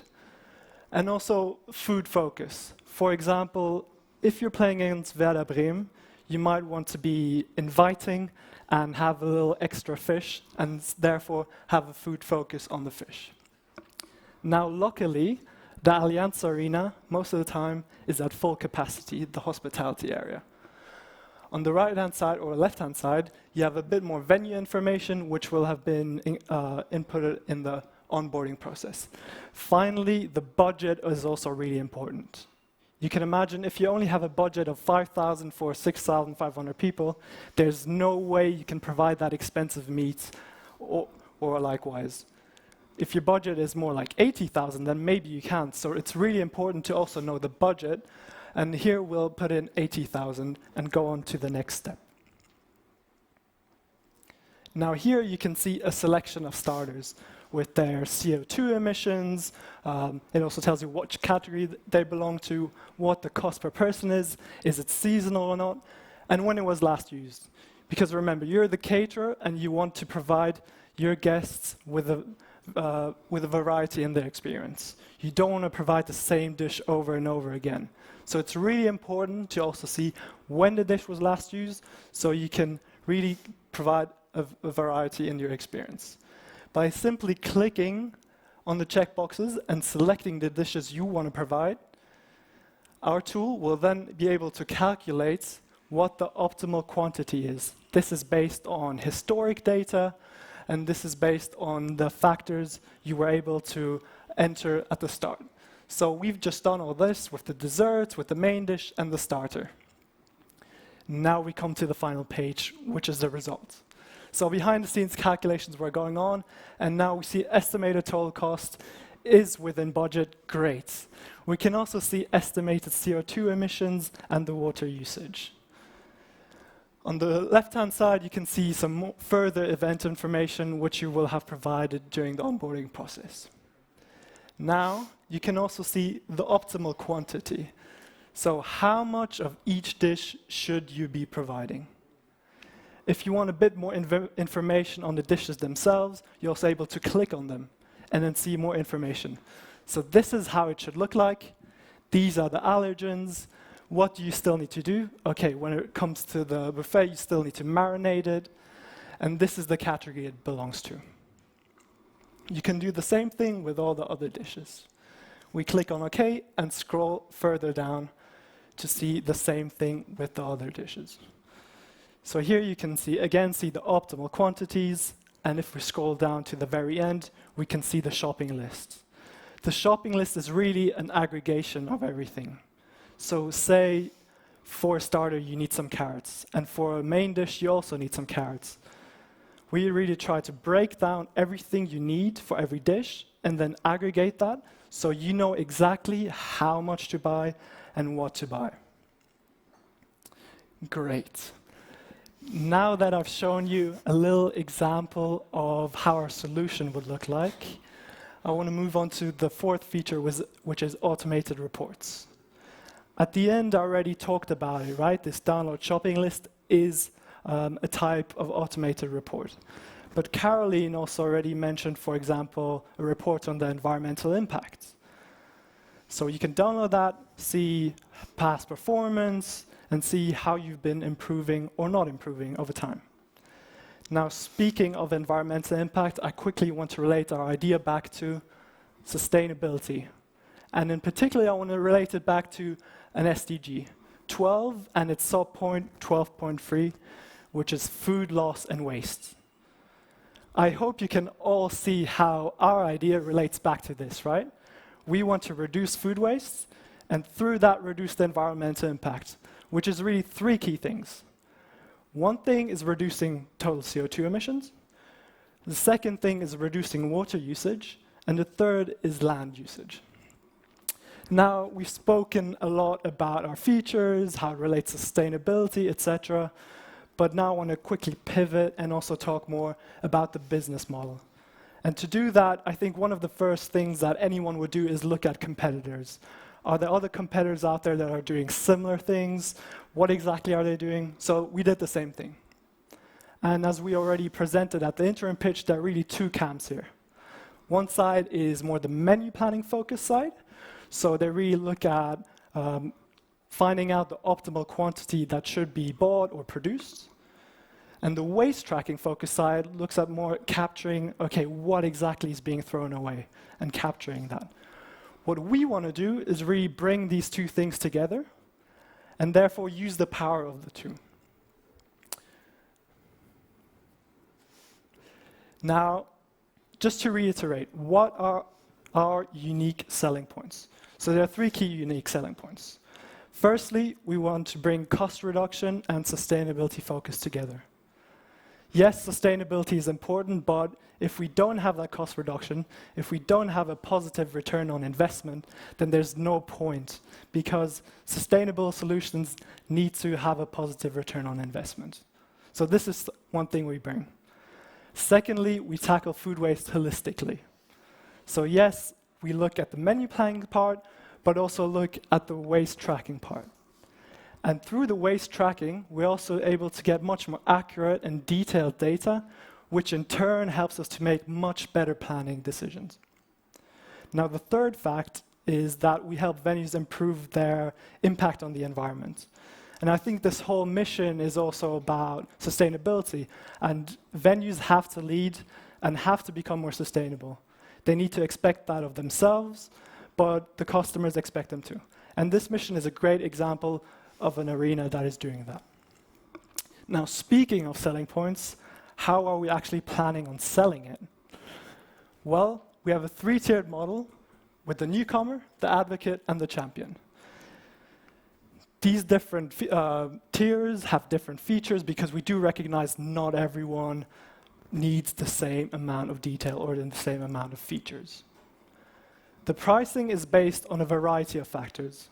Our own costs, competitor pricing, what we think our product is worth. So these are some of the key things that flowed into it. Now, just to recap and show you what our revenue model is. In a nutshell, like I just showed you, there are 3 subscription options. On top of that, there's a one-time installation fee, because to install these scales, it needs manpower. We need someone on site to install these, and we don't think it can be included in the subscription option. Additionally, we don't have the capabilities to produce these ourselves, so we'd rather go into a partnership and use the power of their tools and focus on our own solutions and focus on what we're good at, which is tracking and planning.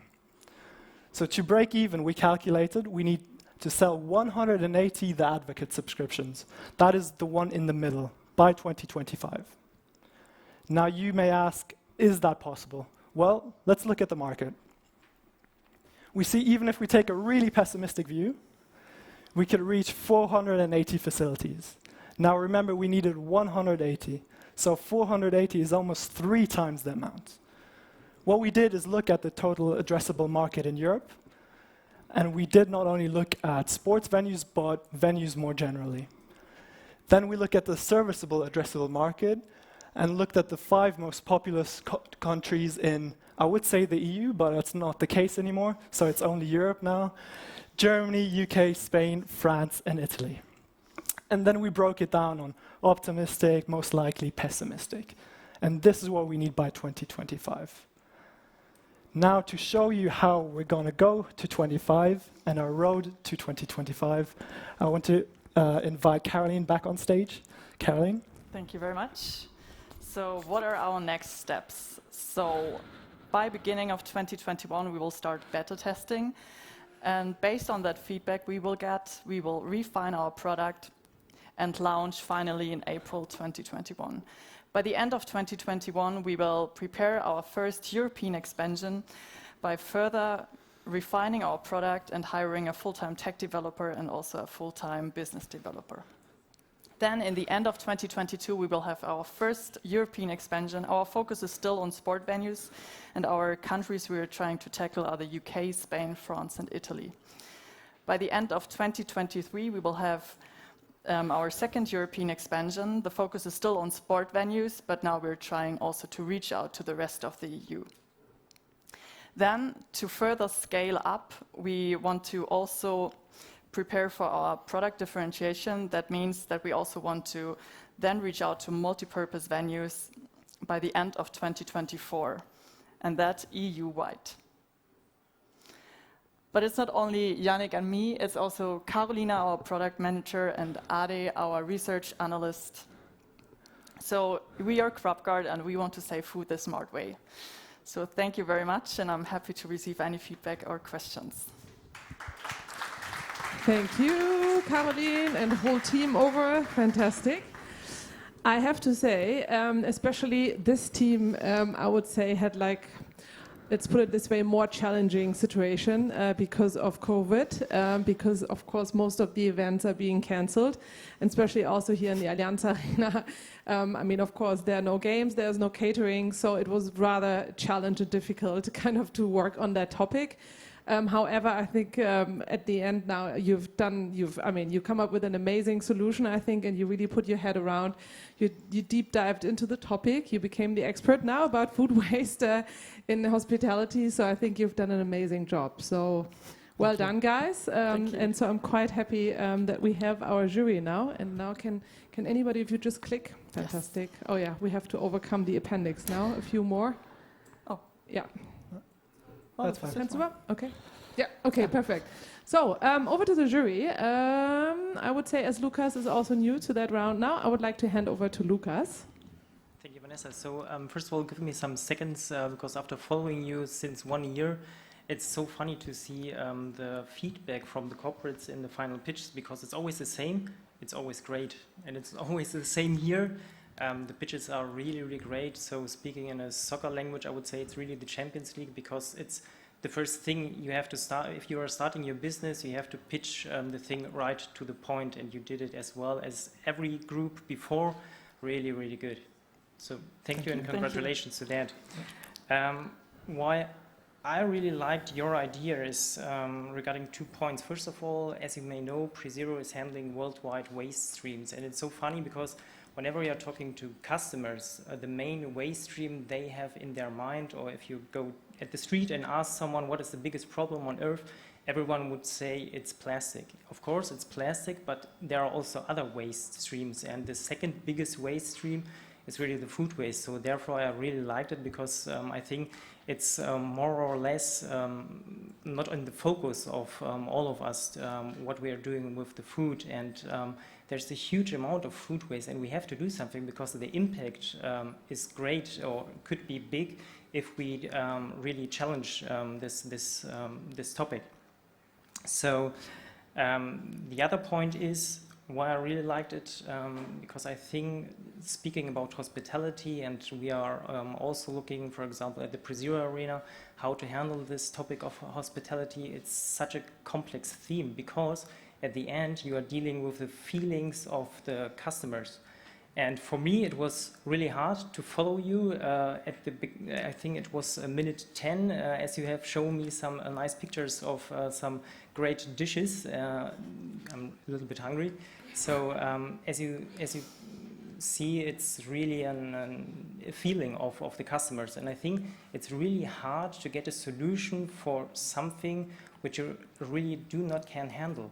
Because on the first day you are more hungry than on the second day, then I want to focus more on fish, then on maybe beef and so on. So therefore it's a great challenge and a complex theme you are try to solve. Therefore really congratulations that you try to face this problem, because I think at the end it's not easy. Thank you. Okay, and then just one question left. I would really start at the beginning of the process. I really don't get the point how the food waste tracker works. So have you a special technology in your mind? Do you have seen some solutions? Because as I know, there are already some solutions on the market, but not showing the customer what ingredients the food waste is made of or what is in the bin, but just showing you how full or empty the bin is. So do you have some special technology in your mind? Want to take that? So yes, so the first step would be that the caterer actually has to implement, of course, the recipes and also what kind of dishes they provide. And there are some solutions on the market which work with a smart scale, which is connected to a tablet, and then there is a bin on the scale. And so when the kitchen staff throws something in the bin, the smart scale, of course, weighs it, and then you can implement what kind of dish it was, or also, or what kind of ingredients you just threw in the bin. And therefore, the system knows what kind of dish it was, and then it will be fed into the system. But there are also other solutions, and we're also thinking about that with a camera, so the kitchen staff don't have to press anything, because of course that takes a bit of time. So there are also other solutions we're thinking about. Okay. Uwe. Thank you for your presentation. This question was also a question of mine, and I think this is the basis of your algorithm, and yes, the better the basis is, the better the algorithm can work, and the more food waste you reduce. But nevertheless, I liked your menu planning tool. This seems so easy. Everybody can do this now at home, maybe. And also, I liked your goal setting tool, where you take the switch on one position, and then you can set the goal for the next season. I like that a lot. What did I miss? I missed the connection to the hospitality customer, so the guy who who's invited here, for sharpen his awareness of what's behind the food and the food waste, and maybe also the kind of food what is served here, which has surely an impact on the CO2 emissions, for example. Yes, and I think it's similar to team rating, that this is almost like a marketing thing, right? So this is definitely something we were thinking about as well. But right now we haven't fully looked at it yet. So it's also part of this automated reporting tool that we hope to develop. Okay, Daniel?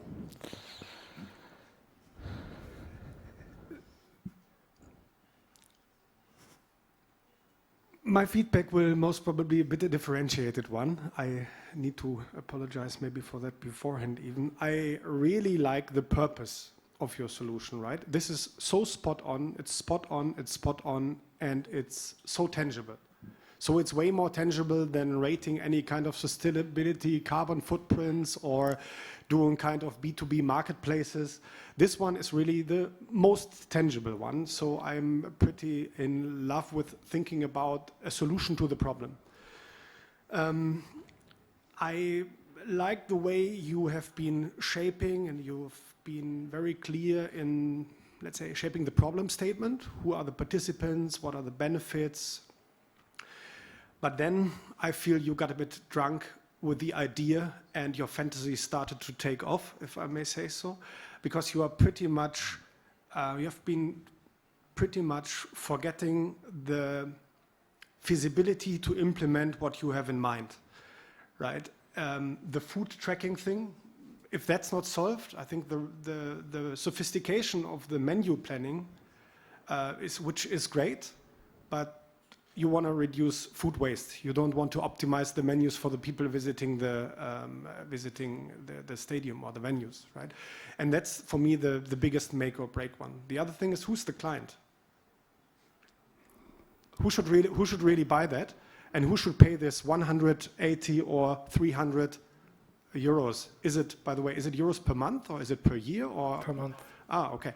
So it's the kind of clarity for the detail. As much as I like the idea and also this end-to-end perspective, that's really great. But if you go into the next phase, take a step back and sharpen the thinking about the individual screws you need to really use to fine-tune the overall solution, because I feel the make or break is very much at the beginning of the end-to-end chain, and you have been investing a lot in step 3. And for the next step, please over-index into step 1.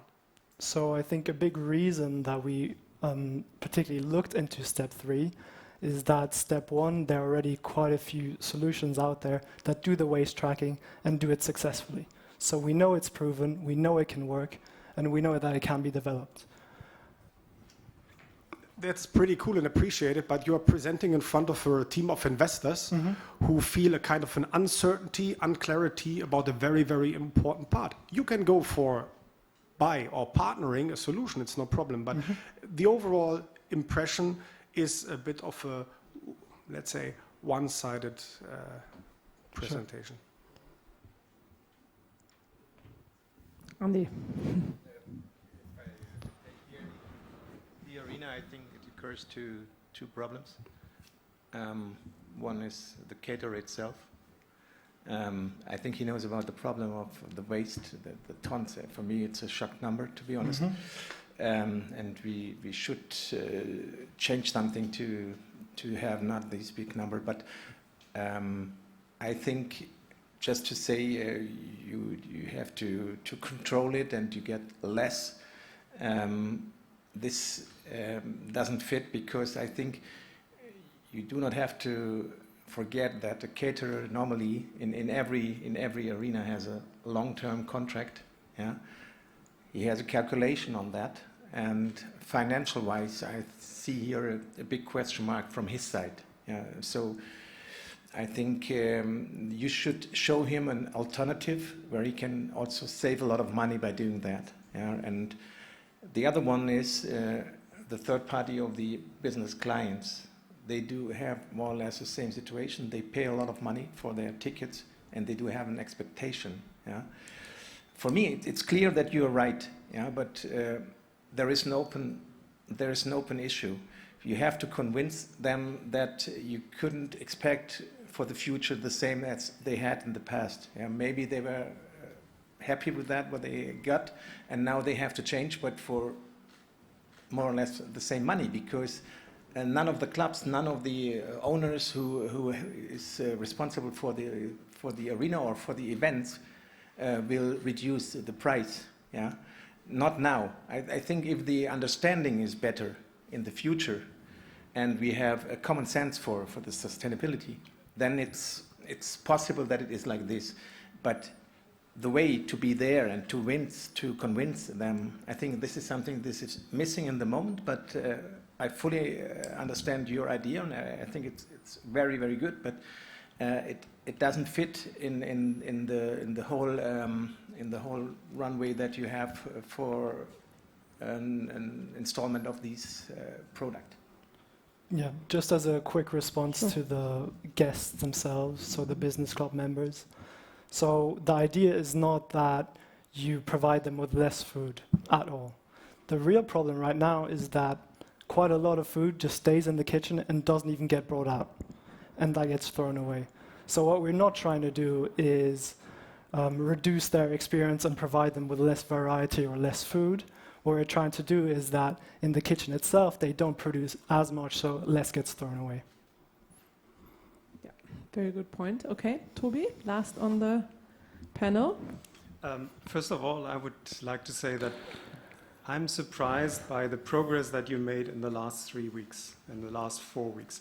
I remember discussing the issue with you and your ideas after the interim pitch. And I agree with Andy and with Daniel that there are some open issues, but I think you put sustainability center stage in your argumentation, which I think is great. I liked it on the sustainability score for each individual product. I like the calculations of reduced CO2 emissions and all this. And the linkage to the Sustainable Development Goal, I think that was also fantastic. I like that a lot. Because as you said, it's very convincing and tangible what you want to achieve. But the way how you achieve it and what the solution and how you can actually sell the solution, there are, I think, still some issues.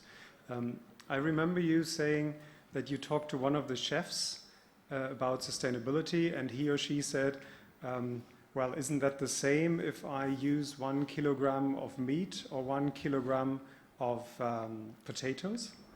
He or she was not aware of the ecological footprint, the carbon footprint. I thought, wow, these people still need to be convinced. Yeah? They need a lot of information, and you need to talk to these people. So I think you did great market research and understand some of the pain points and problems.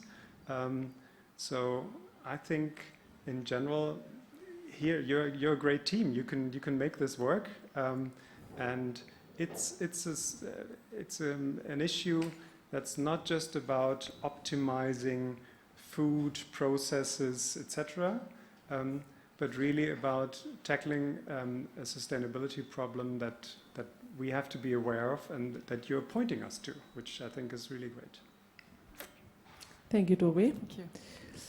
I'm looking over to Laura. Do we have anything in the chat? No? Okay. There's still time. Yes, of course. I should have mentioned you can still type in any questions or concerns or any good feedback as well. So anybody else from I'm just looking out here, anybody else who wants to give their feedback, share ideas, anything? No? Okay.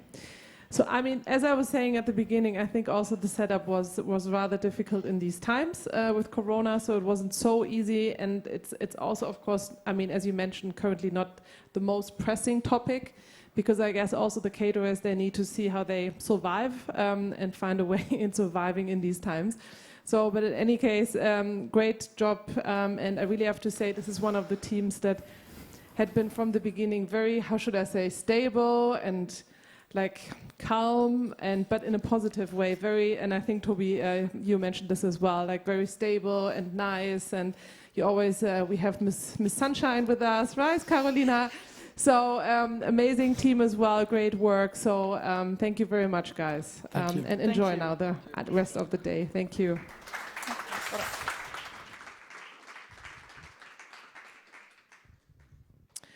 Okay, now we come to the topic of mobility. So we're tackling, as you know, different areas during our mission program. It was about, already we had like the catering, and we talked about rating, and so now we talk about mobility, and this came like what can be done to kind of improve mobility, how to get to the stadium, how get back home, and how to optimize the flows around the stadium. And so we have our Commensally team, where we also have a jury, and I think everybody is already there. No, we have Tom. So also Tom Ehmann from FC Bayern is joining. Welcome, very good. So we're having the next round now with Commensally. So over to Abai and Niklas from Team Commensally. Yes, thank you. And thank you all for coming to the arena personally, physically, because it is not that easy on a match day. We are Commensally. This is us, Julia, starting from your left to right. We have Julia, who's taking care of the business part. I'm looking after the tech. Marco, we have a designer expert from Italy. And Nicholas is taking care of communications and also of all of us. Starting with the classical side. Starting with the classical slide, and very important one. 2/3 of the mobility emissions, 2/3 of the event day emissions are due to mobility, 66%, not at all small. I think we have tackled the problem which is impacting the most to Allianz Arena when it comes in regards to sustainability. And why is that happening? It's because of there is traffic around Arena. There are public roads which are jammed, and this is not only affecting the people who are using or who want to come to the arena, but rather also people who are taking the same route and want to go somewhere else. And this all is adding to the problem of mobility emissions. And unfortunately, until now, FC Bayern is not able to solve this problem and is not able to change the situation. But what if FC Bayern could transform the visitors' mobility, the visitors' behavior, the way visitors come to the arena, and the way visitors manage their travel? For this, we have come up with a revolutionary concept, a concept that aims to reduce the vehicles which are reaching to the arena, a concept that also aims to bring in more efficient and sustainable modes of transport, and also focus on modes of transport which are innovative and futuristic. And with that aim and with that vision, we think we can, and we believe in this, we can reduce 2,450 cars which are reaching to Allianz Arena on a match day, and that is accounting in reduction of 15% of the total mobility emissions. And with us, FC Bayern can actually change the situation is what we believe and we claim. And how is that going to happen and how our solution works out will be told to us by Nicholas. Over to you. All right. So let's get a little more into our solution and what Commensally can do for a football club. So this is the current situation that we have when it comes to traveling to the arena. We have the visitors that want to go there, and we have the arena, but somehow we need to bridge the gap. And this is what this currently looks like. Everybody is taking his own route. Everybody is going on his own, maybe with a couple of, like, 1 or 2 friends. One might take the car, another one might take the train. They take very different routes.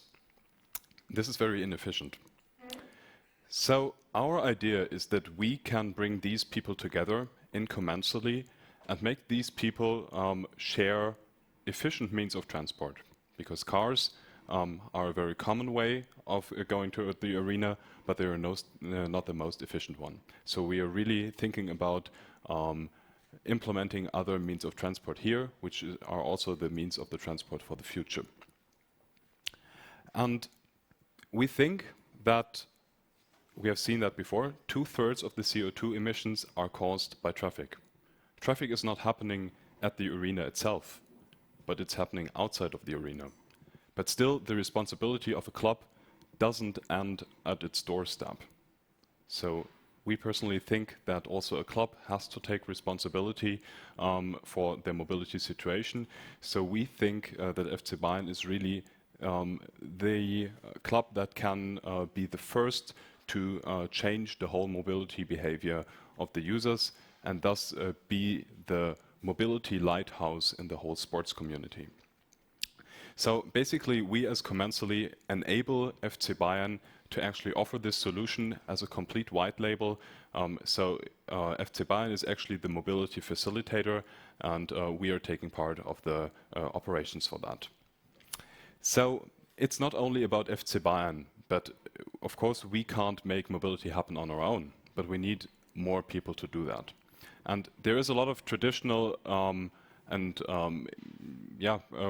well-known mobility providers there, like for example trains. There are existing public transport networks that cover certain parts of the travel very well. But still, the future about mobility changes. I mean, we have seen in the past 2 years that there has been the whole micro-mobility market that just popped out of nowhere, basically.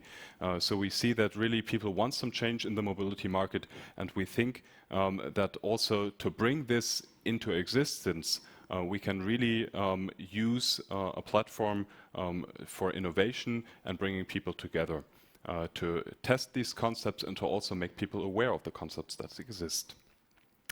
So let's look a little more into that, how it looks like for the user.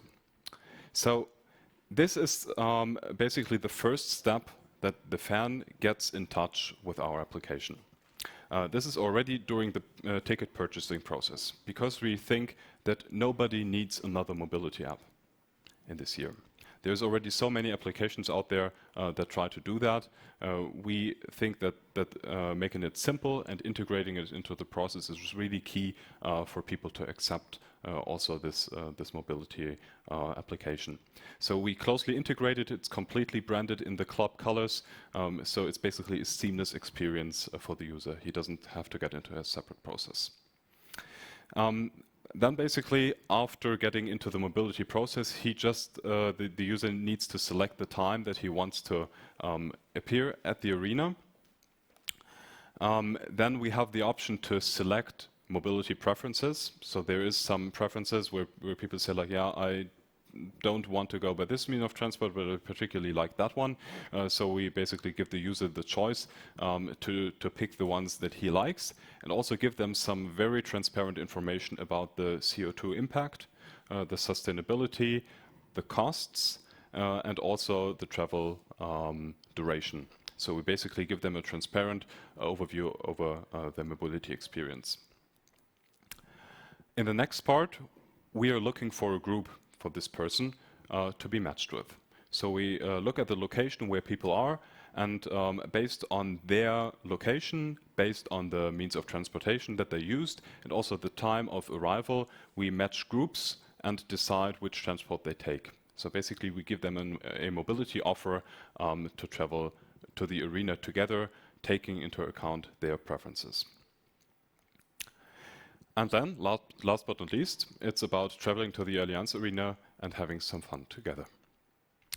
So let's get a little bit apart from the user side. Let's show what's in for the club. So we have seen that this close integration really makes it a seamless part of the FC Bayern experience. So we can really improve the experience that also a fan has, because basically all the credit for what we offer is taken by the club. So it's really integrated into the process. There's not much things to do. We take basically care of everything, just provide the already completely branded web application. The next point is about steering traffic, which is an interesting concept.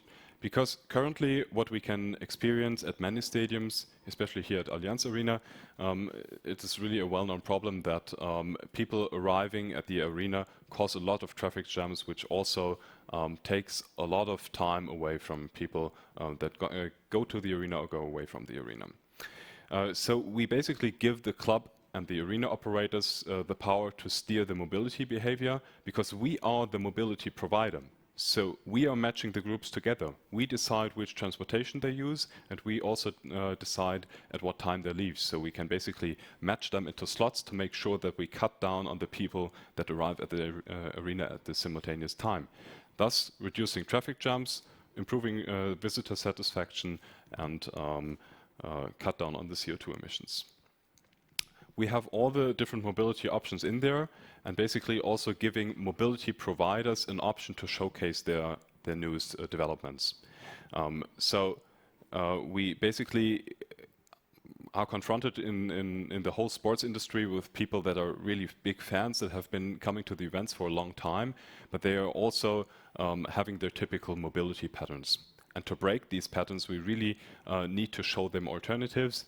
And somebody who might switch from, for example, car to public transport for going to a football match might basically get for the first time really into contact with those means of transport, and basically decide that this could also be an option for the time when they are not at the stadium. Because in the end, we're talking about being a lighthouse. So FC Bayern can really be the lighthouse not only for the football match itself, but also changing people's personal mobility behavior.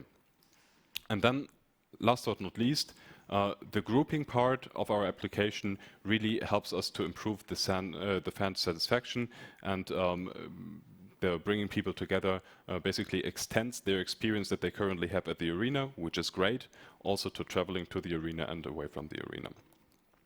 And basically, we see ourselves as the facilitator to connect the event organizers with the visitors and with the mobility providers.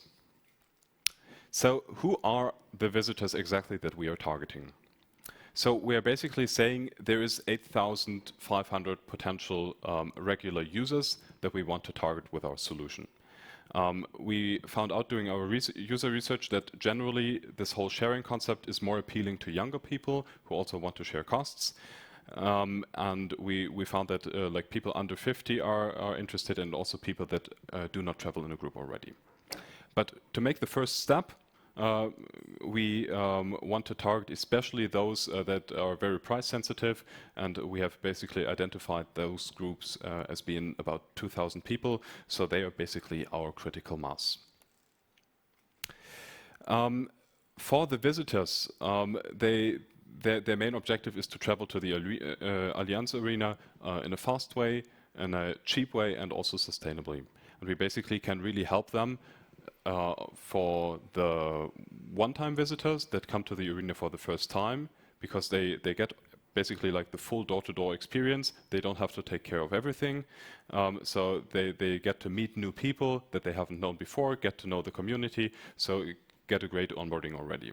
For the seasonal ticket holders, we have a lot of benefits on the cost side, because we can really cut down on the costs that occur, especially if you're going there regularly, and by offering additional rewards in the form of a loyalty program, we can basically incentivize to stay with sustainable transport. For the mobility providers, it's pretty obvious. We can really increase their visibility and also, therefore, their sales, so to really pull them onto the platform. And mobility providers, in this respect, is clearly not only the established providers, but also companies that offer innovative mobility options. Like, for example, Audi, which is a long-term partner of FC Bayern, that have very interesting concepts also in the mobility market. And we basically offer the perfect platform to share these things, to get some first insights, to test them, and also to give them the opportunity to showcase them basically to the right target group. For the event organizers, it is all about being the sustainability lighthouse. We have seen during the other presentations today that there is like many things that can be improved about the sports business in terms of sustainability, but we really think that mobility is one of the key factors of moving forward. And being the sustainability lighthouse, a football club can basically revolutionize the whole event industry. You get a more sustainable brand image. You get additional opportunities to provide sponsoring, because we can also include sponsoring now not only in the stadium but also on the duration there. You get a higher visitor satisfaction because people don't experience that mobility problem anymore, and we also have fewer investments to manage traffic because there's fewer people going by car, for example. It's way easier and also way less of an investment to use a sustainable application like this instead of, for example, building new roads. So where does the money come from? Basically, our target group in terms of customer is the event organizer. So the event organizer brings us in to solve their mobility problem and to basically get the opportunity to be a mobility provider. We have a monthly subscription fee, which is based on the options that you take. So there is also like pretty small options that just include the basic matching, but also a lot more options in terms of sponsor placement, for example. And this is not a cost that will stay with the event organizer, but that you can also then offer, for example, to their existing sponsors. Also, we are very well aware that this is a very innovative approach. So we think that you really want to just spend money on that if it really works. So we have a performance-based revenue model, which is based on the number of matches that are provided. For the visitors, we unfortunately have a payment fee which comes through the whole payment process. That's probably something which we will basically collect and then give over to the payment providers. We have the mobility providers in there who also will share some of their revenue with us on a provision basis. This is an existing business model. Basically, all of the bigger providers have already existing models like that. So how are we turning this into reality? So now, as of October, we are basically at the point where we have done a lot of user research. We basically know now what the users want to do. We have already verified our technical concept, so we already went into the first steps of implementation. So we are basically knowing that this is a thing that will work, especially also the white label approach. It is very easy to integrate and can also be like integrated into the processes without a lot of work. So basically the concept is validated, and our concept now is basically till the end of the year to get this into a very minimal product that involves the matching already, to be able to really get into the further development of the product in the next year, and hopefully in April be able to conduct some first user testing again when we are, keep my fingers crossed, able to have more people in the stadiums again. Then after that, it's basically trying to get that model into the market, really looking for a club that wants to innovate, that wants to be the first, that wants to be the sustainability lighthouse, and build our way from there. And how exactly that building of the way looks like, especially in terms of the sustainability goal that we have just seen, I want to hand back to Abai. He will give you some more insights on that. Yes. Yeah, so that's what we claim, 2,450 cars. To do this, it's not easy. Sustainability is not easy. To reduce down emissions, it's not easy. And for that, you need an approach. You need a vision. And our approach is this. Our approach is dividing cost of travel, then grouping people together, and hence reducing ecological footprint. It has to come that way, is what we thought is right, because it is not that easy. Otherwise, it could have been done by someone else as well. And why is this approach is backed up by our user needs. We conducted a survey in the month of July, probably some of you are part of it, and through that we received a feedback that 67% people are into reducing the cost, because coming to Arena can actually be a bit expensive for some people. 61% are actually interested into meeting new people when they go to big events, and 55% are interested in mobility, and that is why we have followed the approach. With the approach, we also have short-term targets, and our targets are to reduce the number of vehicles which are reaching to the arena, to increase the number of people in a car, and to rethink the mobility behavior, not just while coming to the arena, but also in the real life, because football is, as many people severally quoted before, that football is not just about coming to the arena and having a good match experience, but is also something beyond. It is also having an emotional connect. And why not FC Bayern B's the driver to actually take this forward. And then further, we also want to scale it to other football stadiums and to other event businesses in Germany. And together with FC Bayern, we see our vision happening, and that is reducing CO2 emissions by bringing people together. Thank you so much for your attention, guys. Yeah.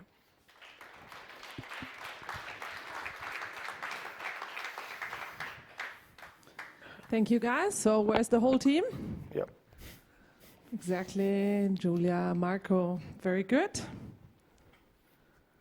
So, then I would just straight away go to Tom, who's new in our group here. Yes, thank you very much. So congratulations to the great presentation. I think the pitch was very well structured, starting with the problem, followed by the solution, and then pointing out the clear value proposition for each party. I really like the idea of the integration of your solution within the ticketing process, because this is the natural user journey, and so you save a lot of customer acquisition costs and save a lot of large marketing investments, so I like that approach.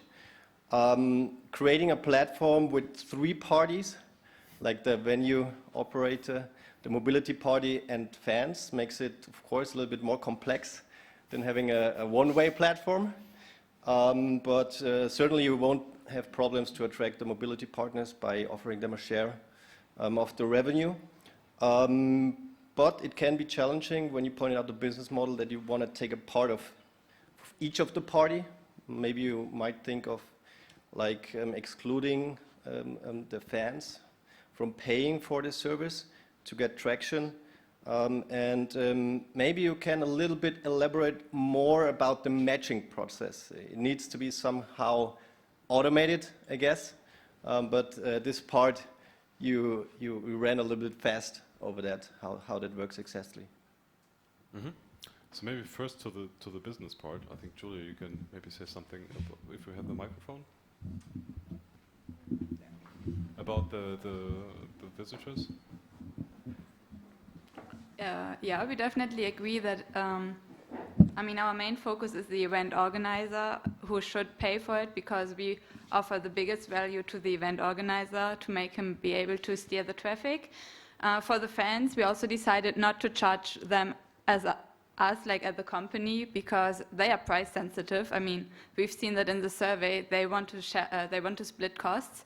So our idea was more to just take the payment fee, which you usually also have in other transactions, and forward it to the fan. But that can definitely be discussed. Yeah, and for the part about the matching process, I think this is a really interesting one, because, as you pointed out, it's not easy. But if you think about the matching that typically happens in applications like this, especially if you look into routing, there is a lot of different complications that we might overcome. So we basically have visitors that all have the same destination. They all want to go to the Allianz Arena.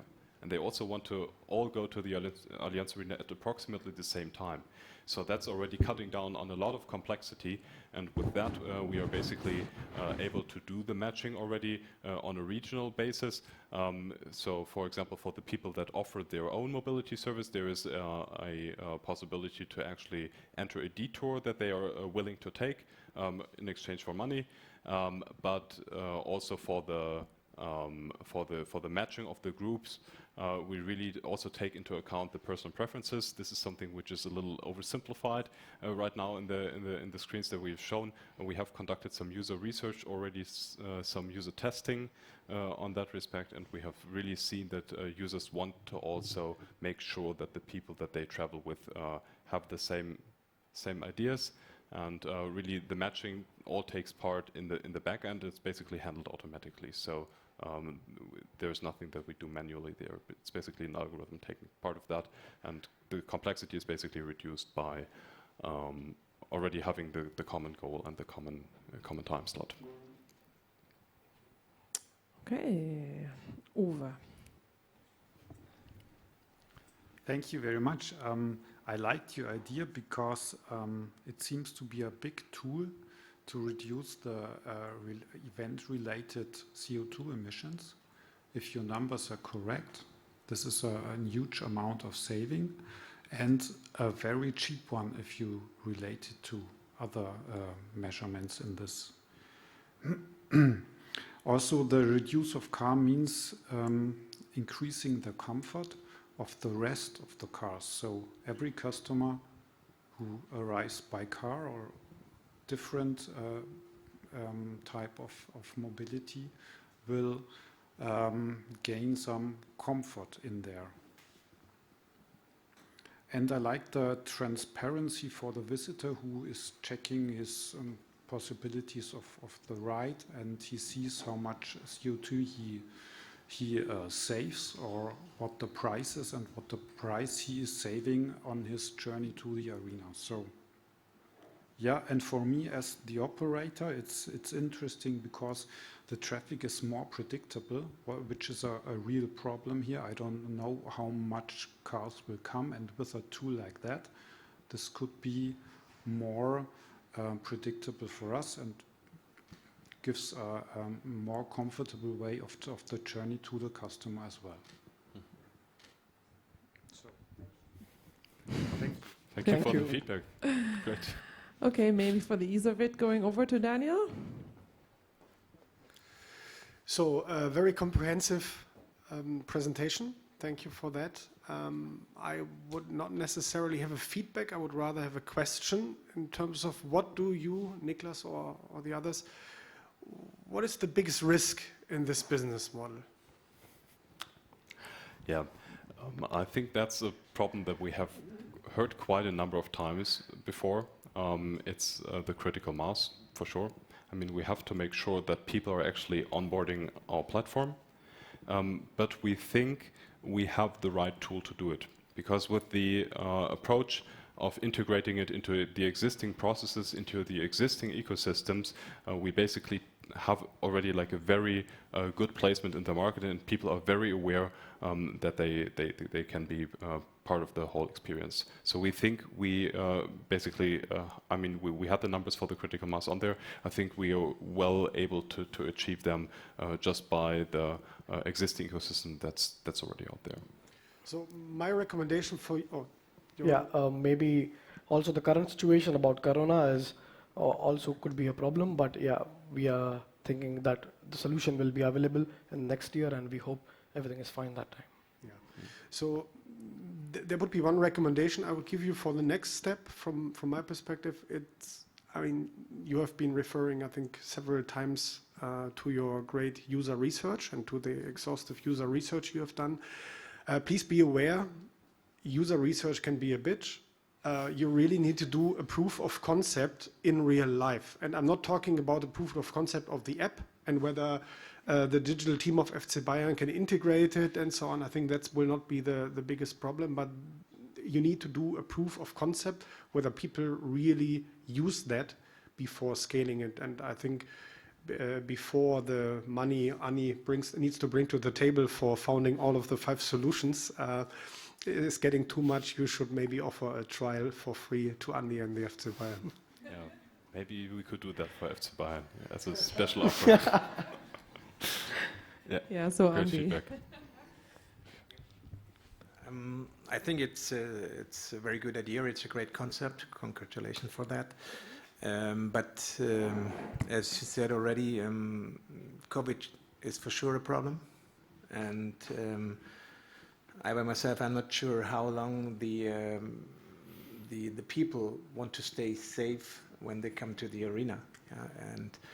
And on one hand, the big parking garage is a mess, as you said before. On the other hand, it can help us. And if there is a proposal like just to say just two person of one family are allowed to come here, I think it will take a long time till they feel safe again. It's not a critic on your idea, on your concept. It's just, for me, it's the actual situation, unfortunately. But then if you see that the average distance, one-way distance, is more than 200 kilometers, there is a big doubt if they want to sit with strange people, and if they want to go with them. I think this is maybe actually the main issue that you will have if you start with that. The other question is, I think there is only a few tickets which are available on the market, and this is also a problem. All the others, normally the season ticket holders or others from fan clubs and so on, normally they are already organized. So I think, which is the number, what do you expect as a target group for getting tickets for that? And what do you think, how many people will offer this common right to the arena? Did you check it, and do you have a feeling of the relation, how many could use it for a match? I mean, if we're talking about the times pre-corona, we would basically, and that's also what our numbers are based on currently, because that's basically the only thing where we have valid data for now, would be 2,000 people that we see as our early adopters, basically getting the whole thing started and then extending it to approximately 8,500. So that's basically our target group that we think that we can easily get to. But as you pointed out correctly, the current situation is not making people, especially like feeling more comfortable about being close to each other. But we think that sustainability is not a challenge that ends in half a year. But I mean, like, everybody is really aware of the problem. We have seen that in the past year. This is a bigger target, and I think there is like really enough potential for this solution in times when people are feeling and standing closer together to actually fight the real problem about the current environmental issues that we are facing. Okay, talking about sustainability and of course the team. Toby. Well, first of all, from my side, also congratulations. I think it was an excellent presentation and really spot on. Also the problem, or actually the leverage that you can have of making a sustainable impact is really big. So I hope that your solution will work. I think the critical mass of customers is really an issue. I think your solution, and I'm not meaning this in a criticizing way, is probably not revolutionary, because they are sharing solutions out there a lot. But I think if you can integrate it into the app or integrate your solution into the Bayern Munich app, then you get the leverage, and then you can really make a difference. I think I've worked with you as a team, and I've seen you as a team working over those past 3 months, and your collaboration, your working together has been so value-based, I would say, so respectful, so in harmony, I would even say. I was surprised to see that. You even had time to organize a nice afternoon in Cologne, I think, which is your hometown, and together with the other groups. I think you were bringing a lot of positive spirit into it, and I really hope that your solution will work. My question is, apart from hoping that your solution will be integrated into the app, which I think is a prerequisite, a requirement for you to be successful, what other wishes would you have? What other things would be great if they happened for your solution to work? How could you maybe set even more incentives for users to actually use it? So I think if you would ask us what our main wish is, it is basically that the sports industry takes the responsibility that it has on the global climate crisis that we have right now. I think that's really the main wish that we would have as a team. Clear? Okay. Daniel? I see you. Maybe one last thought. I mean, you rightly identified the risk in terms of critical mass on the one hand, right? And the critical mass is also the key multiplier for your revenue streams, right? So have you thought about just turning this business model around completely? So in terms of not offering something for the let's say, for the people who are interested in cost sharing, but how large is the target group who would pay even more to get to the stadium in a very comfortable way? Right? So I'm traveling to the stadium each time from somewhere south of Munich. It's a pain when you go by car because you have a lot of issues to go back to the city or back home, etc. So what could be a business case and how much would I need to pay based on your model or your services? And how many people would have a higher willingness to pay for a very convenient service to come to the stadium and go back home? Mm-hmm. I think maybe the convenience part is a super interesting one. But currently it's not our main focus group. We have looked at different personas. Maybe Marco can share a little bit about our personas that we had in there, if we have a microphone for him. Yeah, so it's really a nice insight. I think we never really covered this point of view. And that's because our user research really showed that users are really, and fans are really concerned about convenience and price, splitting costs, as we explained. So we always focus a little bit of this group. But again, I think that maybe changing the perspective could also be useful to understand like who this target might actually be. So at the moment we have focused on them, but we had a limited period of time, and also the user research, of course, was limited in this period of time. So yeah, definitely it might be a different way to go.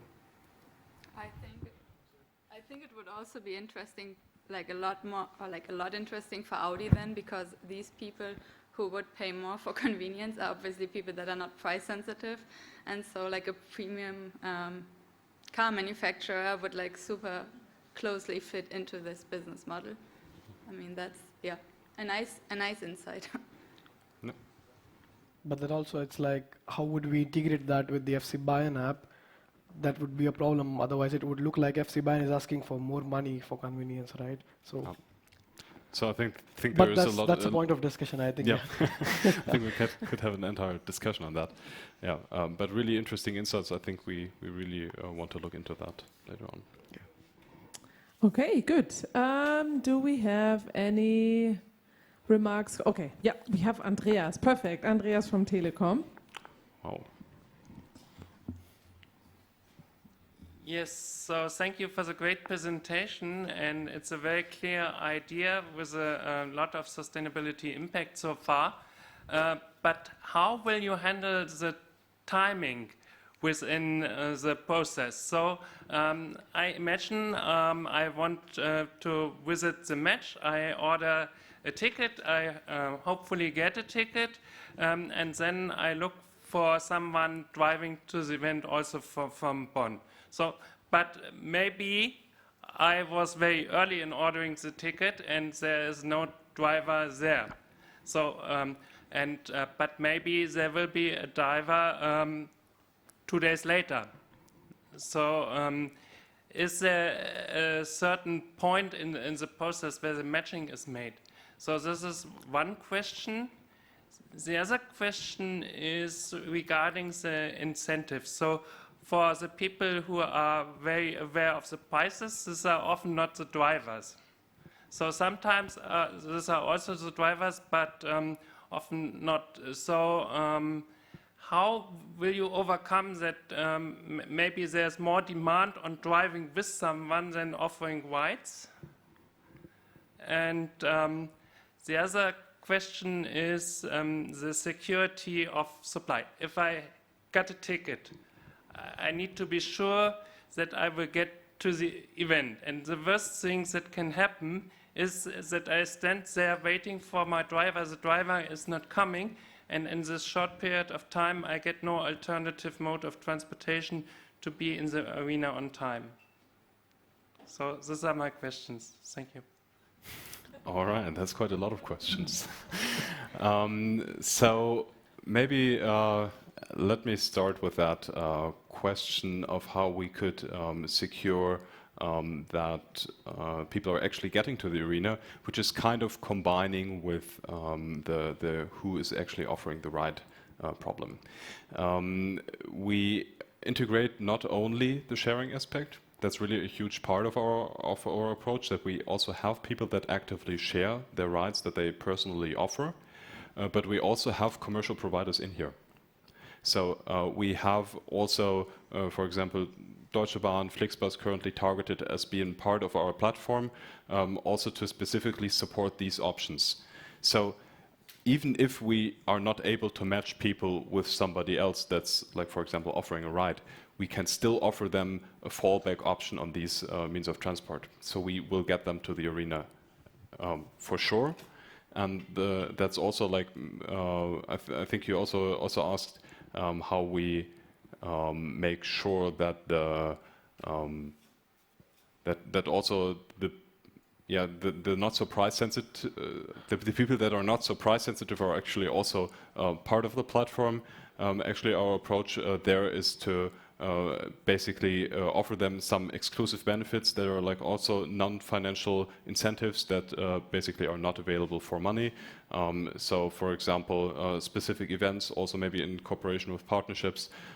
So there is a lot of unique points that basically you could just get through that platform. And also, like this whole bringing professional parties in there is one way of balancing basically the requests to the offers. So that's really one way where we can actively steer that behavior. Yeah. Oh no. Okay. Good. I thought someone was saying something. Okay. Do we have anything in our live stream or chat? Yeah, from here. Ah, over there, Laura. Yeah, we have another question from Jan from Handelsblatt. And here's what he's saying. Thanks a lot for the well-structured presentation to a promising solution. Could you maybe elaborate again on the question how to make the solution attractive for users? From numerous studies and use cases, we know that the interest of many people in solutions like this is high. When it comes to the real mobility solution, then they prefer the flexibility to plan on their own. How can you overcome this gap between desired behavior and the wish for flexibility? Yeah, basically our approach is here again to combine existing means of transport that offer that degree of flexibility with shared mobility. So for the people who are willing to maybe be a little more sustainable now, but don't want to really make that big step into that new experience of sharing your means of transport with somebody else, they could also be, for example, in an environment where there is like a little more security. So, for example, I mean, like there is certain people that might feel uncomfortable if they're just like alone with a stranger in the car, for example.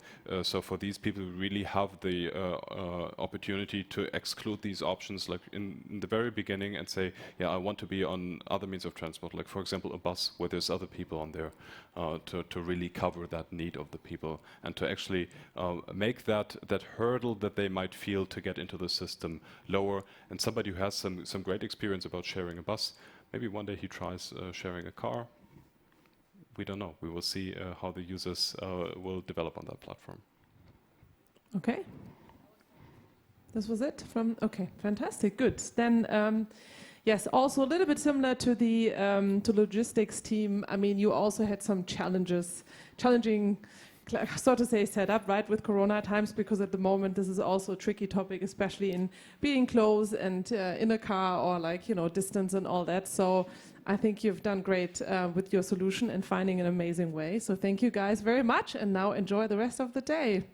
Great, thank you. Thank you. Thank you.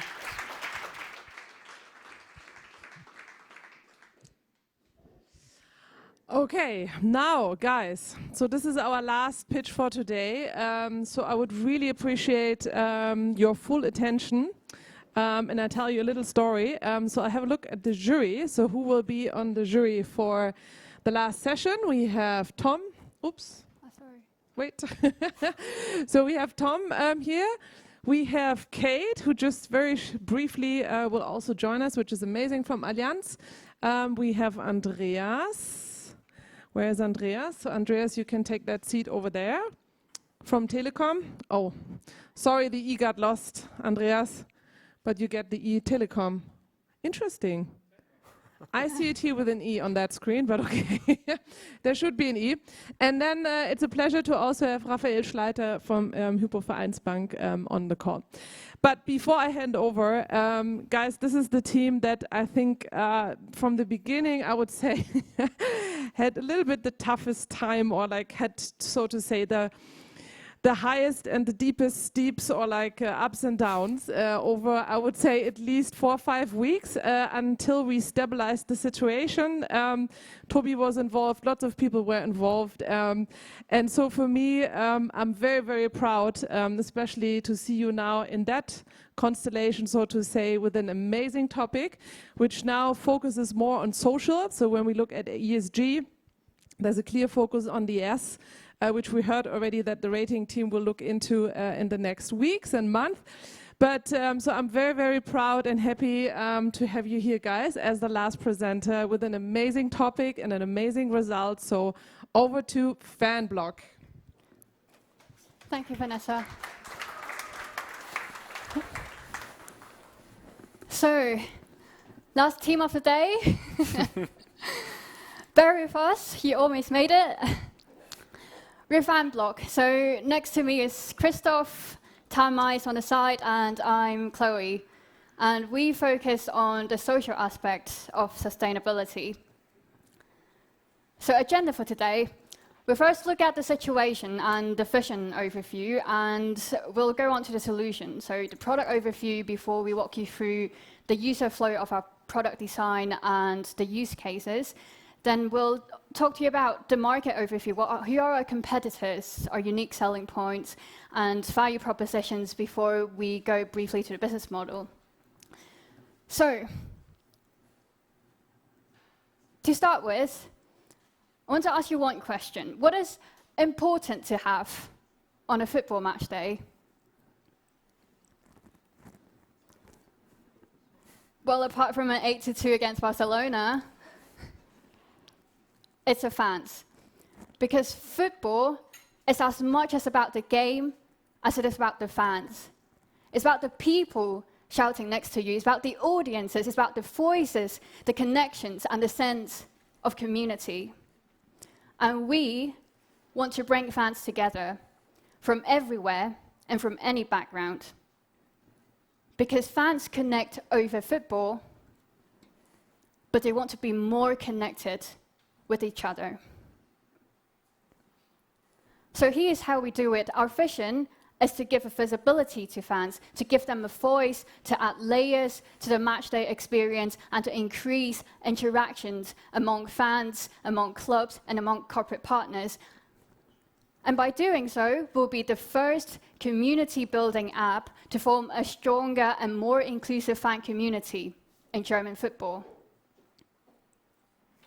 And this is how we put our vision to life.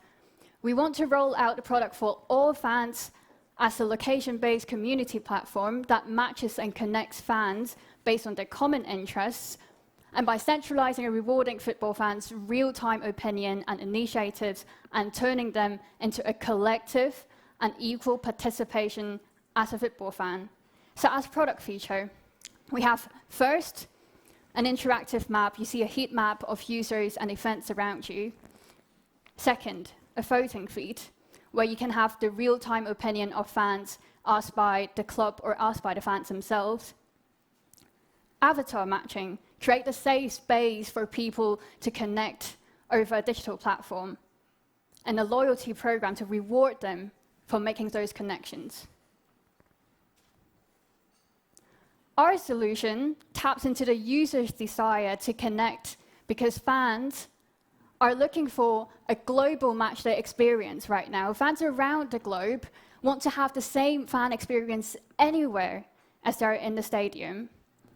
And because fans want to be more influential in the decision-making process. And fan base right now is expanding across different digital channels, and people are going digital, and that also answers our question about why now. Why now is a good time? Because of COVID, because right now the digital adoption rate is accelerating, and because since COVID-19, people are more ready to adopt digital products and more ready to look for options, not to go into the stadium, but going outside. So that's why our main product feature is going to be first our interactive map. So on this map, you have the fan or FC Bayern or event operator initiating meetups on the map, and for the users to find locations that show FC Bayern matches or to locate fans in the surrounding. And you can get to know attendees through the avatar's interest and the voting results before you join the meetup. Second product feature is our voting feed. So anyone can raise questions on this platform. For example, are fans open to taking COVID tests in the stadium? And users can upvote popular questions, what they like about these questions, and discuss in the comment sections before you get the real-time community statistics. In our first phase, we want to focus on a Q&A voting format before, in the second phase, we'll look at how to add pictures, videos, and text to make it into a story feed for fans to be empowered and to share the fan journey as a football fan. Our third product feature is an avatar matching. So we allow users to create their own personalized avatar to input their interests and to participate in the voting feed and be matched based on the locations, common interest, and similar voting results. Then they can either join a meetup, start chatting online, and for all of our corporate partners to leverage on the data, on the fan segmentation and geolocation. For our fourth product feature, the loyalty program, users can collect points on a virtual FC Bayern fan loyalty card by first, either helping us build a fan community, or second, purchasing merchandise online or food and beverages in the stadium, or third, spending at designated event venues. And in the end, they will be able to exchange the points for reward in or outside of the stadium. And so now let's look at the user flow. How does a prototype look like? Imagine if you're new in the city, so you enter into our app. After you log in, you see an avatar, and you can put in whatever interest that you are before you get matched and connect. And you enter into our main product feature, an interactive map, and you see a range of events around you and fans. You press on one, and you see Michael from Germany who's vegan and likes football, and there's another fan, Hannah, who's also vegan and who likes traveling or meeting up. Now let's take a look at an event, or another one, and look at the event descriptions. You see how many people are attending, how many people are interested, and what they have in common. And let's take a look at what people are discussing. And this is a picture at the event. Not too sure? Go to another one. This is a private meetup, and you see someone put up a meetup for the next 2 hours. And this is what other users are talking about.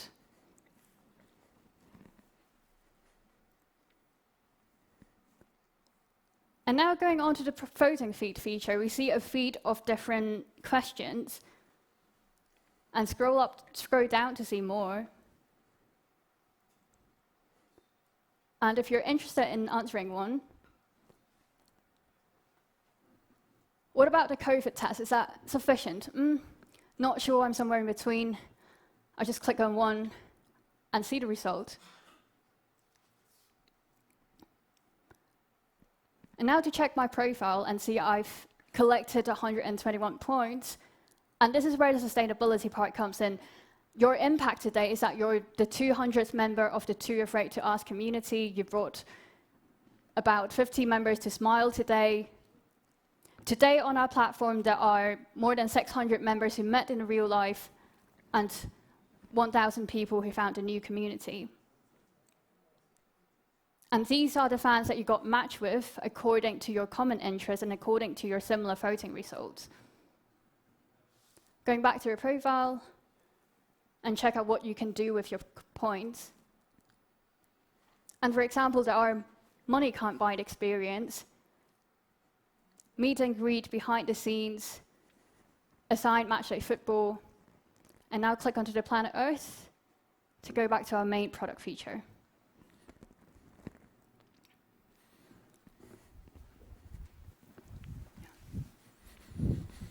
Yeah, now you've seen how the prototype looks like and how the user and fan can navigate on our solution on our platform. But how does Fanbloc actually work? How do we connect and match fans? So, actually, I'm a season ticket holder, so I watch every football match at the stadium. But due to the current situation, I'm not allowed to go to the stadium. But I don't watch football at home alone. I just want to be in company with some other football fans to discuss and exchange about the game. So now I open the Fanbloc application. I'm just looking for a pub, for an event where I can watch football. And yeah, I found an event, and then I press interested, that I'm interested in this event, and I want to join this match viewing event at a pub or a bar. So then it comes to the voting feed, and I voted that Joshua Kimmich is my favorite football player. I prefer playing football in other sports, and I would rather watch at a pub than going to the stadium, even it's not allowed, or traveling to the Super Cup because of the current Corona situation. So. And then there's me. I'm in the voting feed, and I voted for the same result in the same 3 questions. And I got asked in the 4th question whether I would be interested in a match-viewing event in my neighborhood. So I was like, well, why not? So I pressed interested. Okay, then there we go. There we have the fan matching. And we can match with each other, can meet each other on site. And yeah, also Chloe can bring her friends with, and we can watch the match together at a pub, at a bar, or somewhere else. So, but there's another point where we can, or where our fans can profit from. It's the loyalty program. So, all the time, every single moment when you meet with different fans and different users, you can just scan the phone of the different fans to collect some coins for our loyalty program.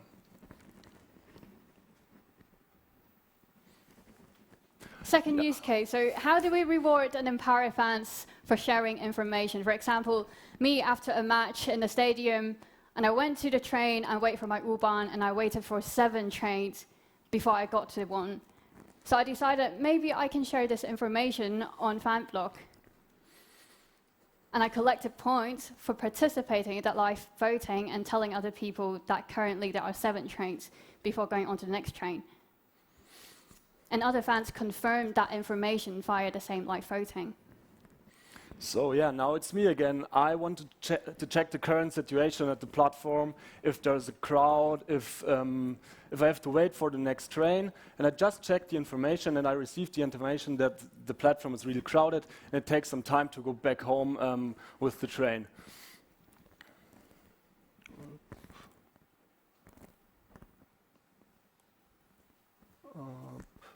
Yes, so that's why I decided to stay longer at the stadium, because I don't want to be stressed by going home with crowded trains. So that's why I can also check out the interactive map again, if there are still some fans left in the stadium, which I can join.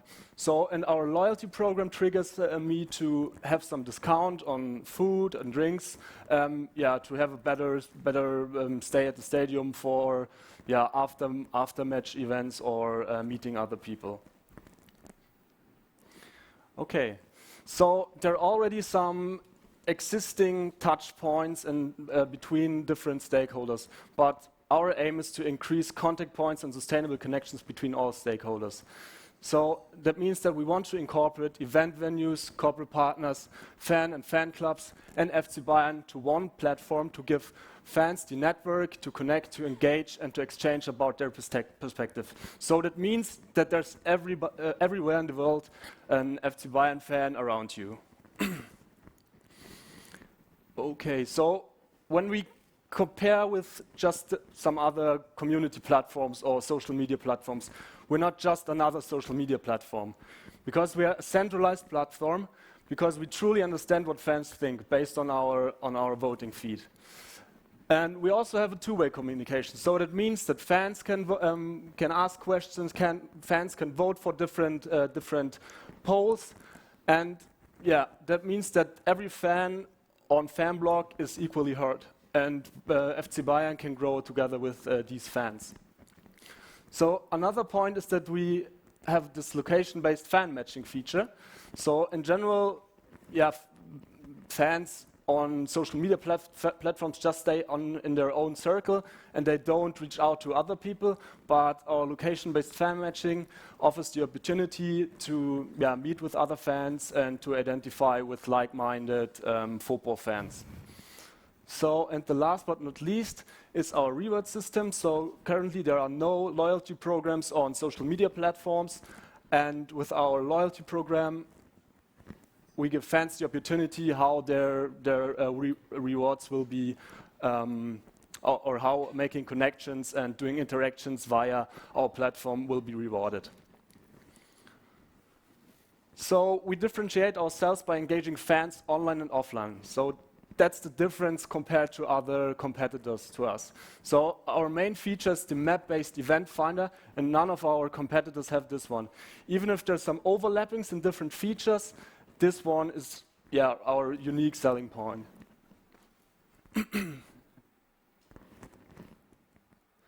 So when it comes to market sizing, we target to capture 1.1 million additional mobile users from Germany to FC Bayern.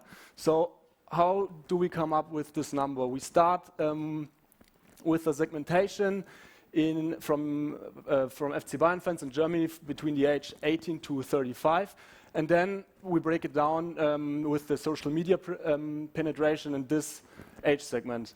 So with our ambitious market share of 40%, we have a target market of 1.4 million users, but there are already 300,000 monthly users of the FC Bayern app, so that means that we aim additional 1.1 million new mobile app users.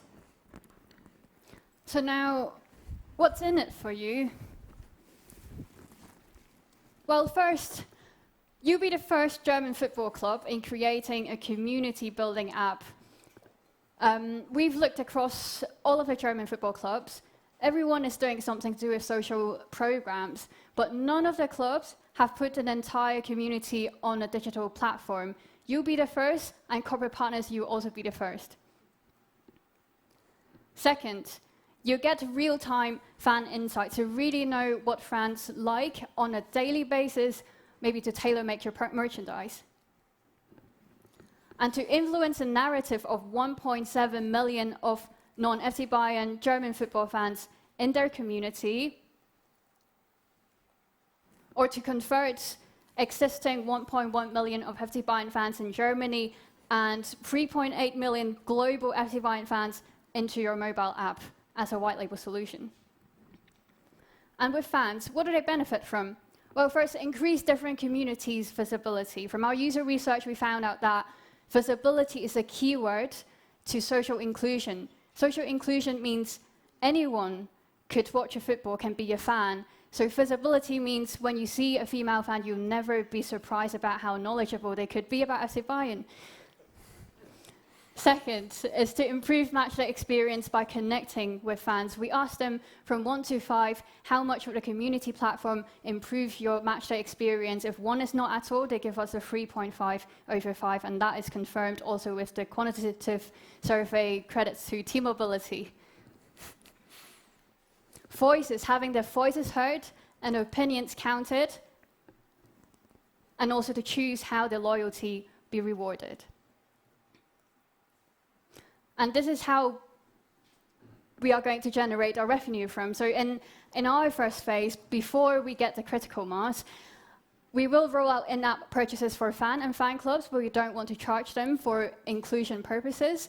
But for FC Bayern and Allianz Arena, there will be solution integration charge, and also for merchandise for any of the buyers that we manage to channel from the loyalty program to the merchandise purchase. And in the second phase, once we've got the critical mass, we'll have a premium membership for our fan, because 60% of our interviewees said that they are willing to pay for such a platform. but also corporate premium accounts where you have product optimization and further data analytics from the fan segmentation on FC Bayern and arenas, and also one-off subscription from the event operators once we have big enough a network, and also advertisement and in-app purchases. And this is how we plan to grow. So first we'll start on an FC Bayern match day to leverage on people who are looking for a venue to watch a match together with fans outside of the friend circle, and then we'll go on to FC Bayern non-match day, to FC Bayern Global or other German football club and international. Or another option would be vertical. So we have feature add-on. One of the product features that we discussed from the very beginning is karaoke. So we wanted to sync people, cheer along, sing along inside and outside of the stadium, but we decided right now it's out of scope, but it's a potential cooperation point with telecom. Or virtual currency and exclusive content and payback, which is cooperation with HVB. Or then we can go on arenas with Allianz, non-sports or other sports before going global. And we are the team to make this happen. So we have Christoph, who is our sustainability and research expert, and Tamai on the side, who is our tech expert, who knows everything about tech and our developers. I'm Chloe, project lead of the team, and because we come from such different places, such different backgrounds together, we want to bring people together from everywhere and from any background. And before I finish, I just want to share with you one universal understanding from our user research. We asked our users, we asked our users, what does that mean by social inclusion? What does that mean by social inclusion in the football fan community? And everyone told us that social inclusion means anyone can support a club, to watch a game, to be a fan, regardless of who they are, leaving no one behind. And you can be part of this. Together, we can use our passion for football to build a stronger and more inclusive fan community. Thank you. Woo, let's cheer up, let's cheer. Cheer, cheer, cheer, cheer, cheer, cheer. Cheer up for Fanbloc, amazing. Woo, Tanmay, Christoph and Chloe. Cool. As I've seen Telekom on the last slide, or like second last, I'll straight away hand over to Andreas. Yes, thank you to hear about your Cherokee idea. Okay, first of all, thanks for the great pitch. It was very energetic, very enthusiastic, and it was really a great performance so far. And of course, it's good to integrate, to bring people together. So in Telecom, we are saying life is for sharing, and this totally fits to this approach. But on the other hand, with respect to sustainability, so when I remember the interim pitch in Düsseldorf, there was a really clear sustainability message at the beginning. And there was a high focus on sustainability. Here, during the presentation, I kind of missed this, and it came at the message at the end of the presentation. But by maybe addressing more people, getting more mainstream, the clear sustainability approach that this was there got a little lost. And this is really a pity, because I really liked and supported this idea very much. But regarding what you offer with your app, I think it's really good to bring together the virtual world and the real world, and I think this is something which really has future, because the virtual world is gaining more and more importance, and it's good to have it integrated and not separated. And there are some interesting ideas and clear value propositions as a voting feed I find very exciting. And also creating an avatar, this raises the creativity of the people and is great so far. And yes, you also provided where the money should come from for putting this idea into reality. And at the end also you made clear that this is something starting with the FC Bayern, but not only limited to the FC Bayern, and maybe interesting also for other football clubs. So yeah, I hope you can go on this path, and good luck. Thank you. Thank you. You want to comment anything? No. Yeah, about the sustainability part. So obviously we started in the social aspect, and it's not the easiest problem to solve. What is social inclusion anyway? And I think it would be difficult to get a community platform and marketing it as a sustainability platform. And for that to happen, to facilitate that behavioral change of fans, we first need to have a community. We first need to have the critical mass, and we first need people to come on board first and make that first step before we give them an opportunity to connect and exchange perspectives. So that's why sustainability doesn't seem like the focus of our solution, but it is, and we will still have that sustainability vision. Yeah. Okay, Andy? Follow what Andreas said. For me, it's a bit difficult to understand where you get the traffic and the acceptance for that, because there are a lot of apps and sites where you, in social media, where you will be informed about Bayern. Yeah? And the special thing is not easy to find out. Yeah? And these USP, it's very, very difficult to define for me. Yeah, maybe we can follow on with Tom. All right, yeah. Thank you very much for the presentation and the really nice prototype, by the way. And your inspirational speech about sustainability. This should have come first, yeah.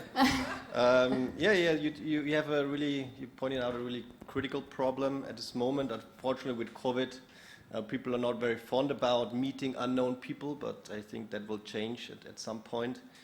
But you're working on a very important topic in times where people are rather separating than uniting.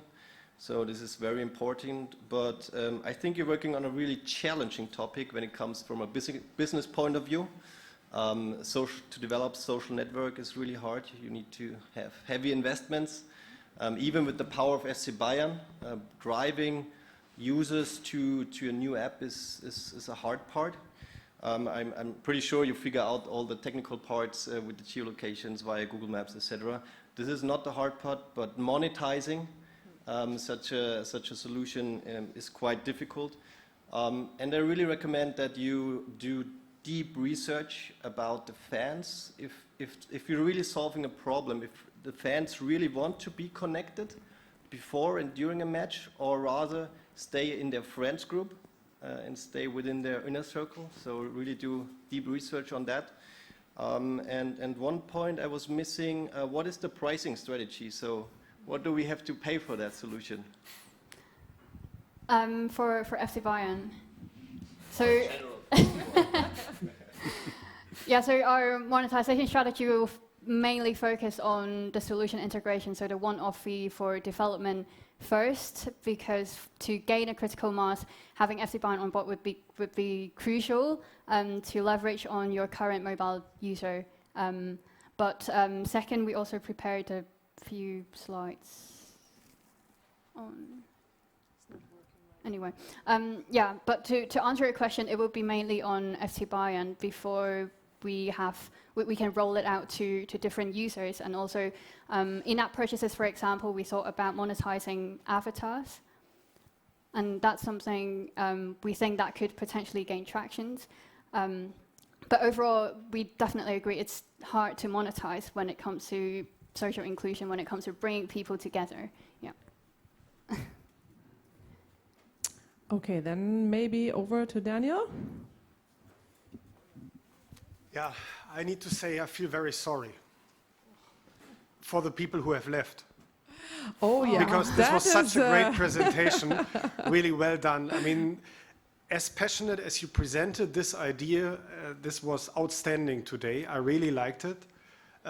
Great impression as a team also overall.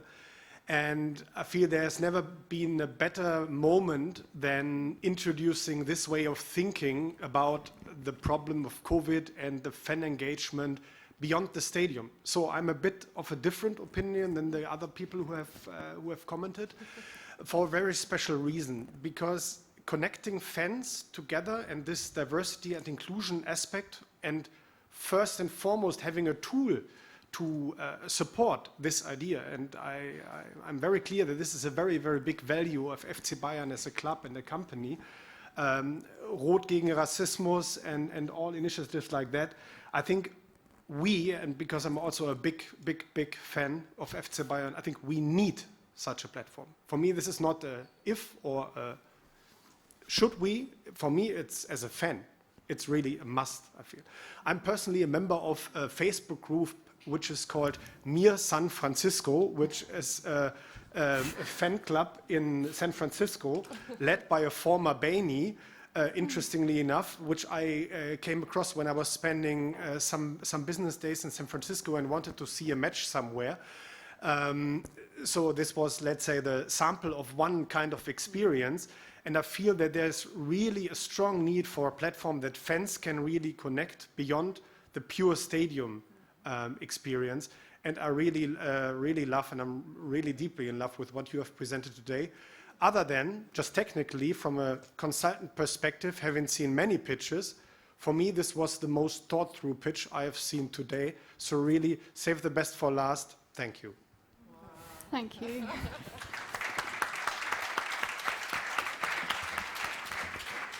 I would totally agree. That was a fantastic presentation with so much passion and enthusiasm.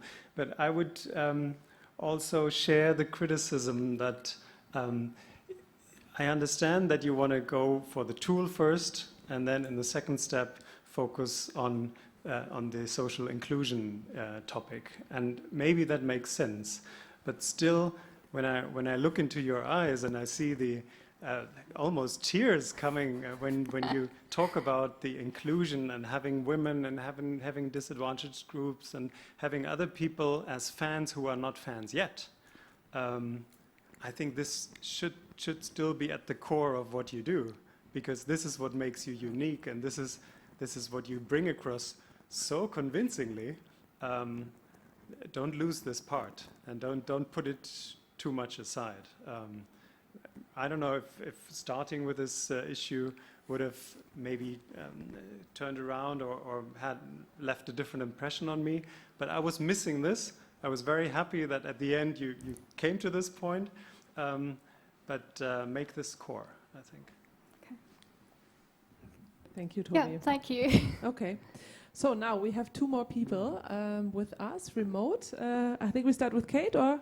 Yeah? Okay. So we have Kate again.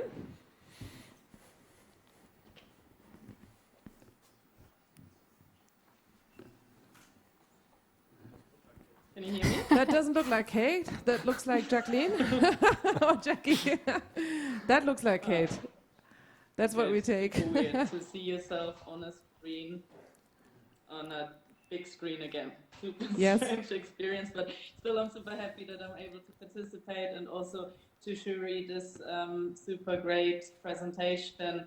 I told you guys from the beginning, I think your topic and your idea is so important, and as it has been said a couple of times already, I believe also it is the right time and would really give FC Bayern the opportunity to differentiate in the area of sports, basically.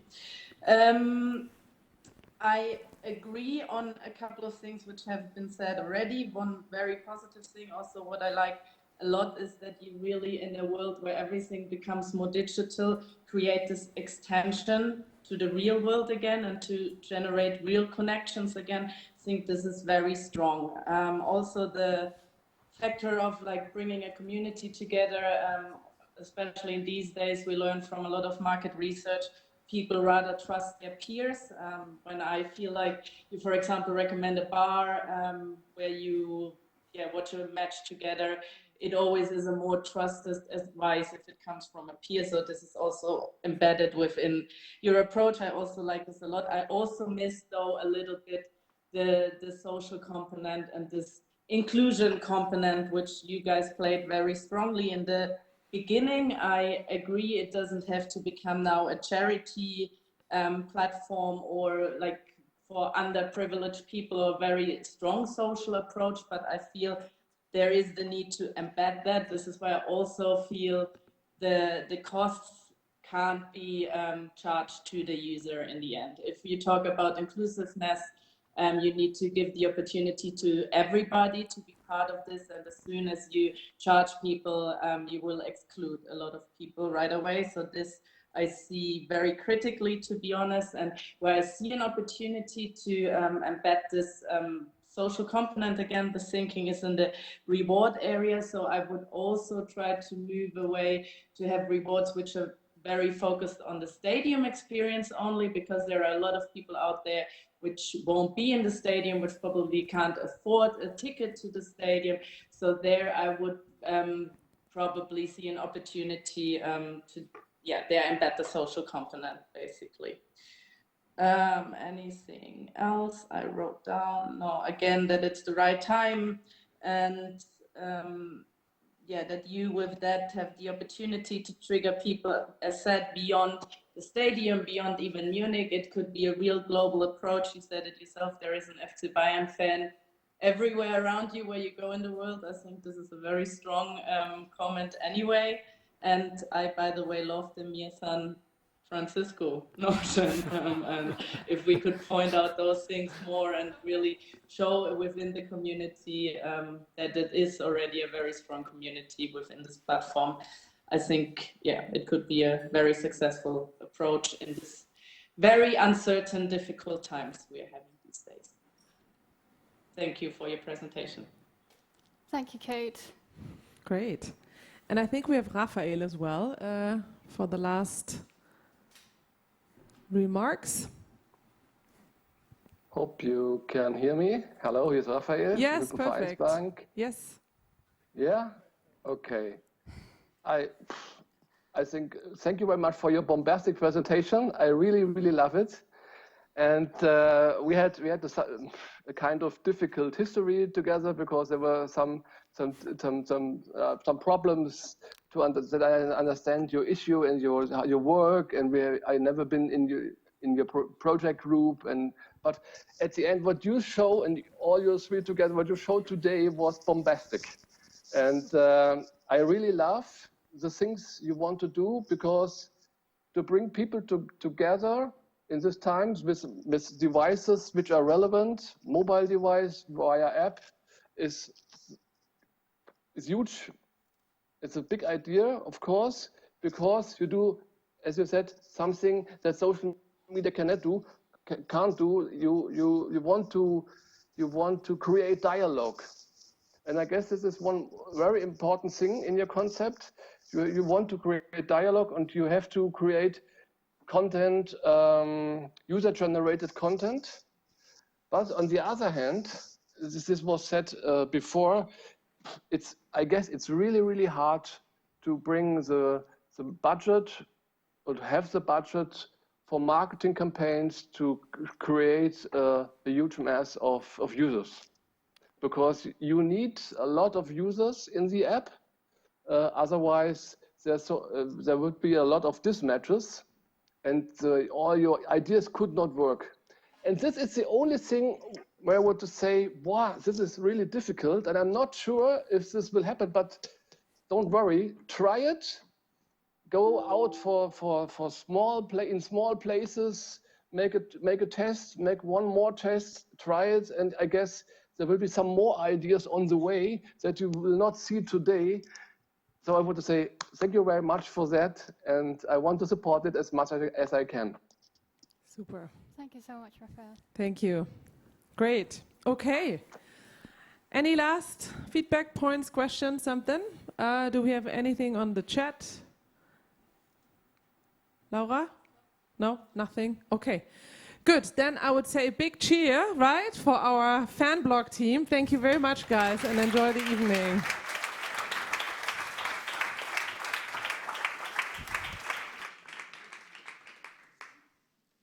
Alrighty, so we're at the end. Let's see if that works. Yes, exactly. So I'm not going to drain this, but of course a few closing and wrap-up words of today. We want to quickly show you as the future in the mission team what's ahead.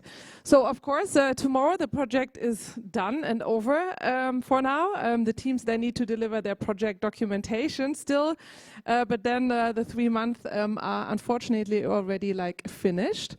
But of course, you will join the alumni group, or everyone's going to alumni group who was with the mission. And in about 2 weeks' time or 3 weeks' time, we are already kicking off our next mission, which is Work Be Next. So this will be our next mission lasting from November until February.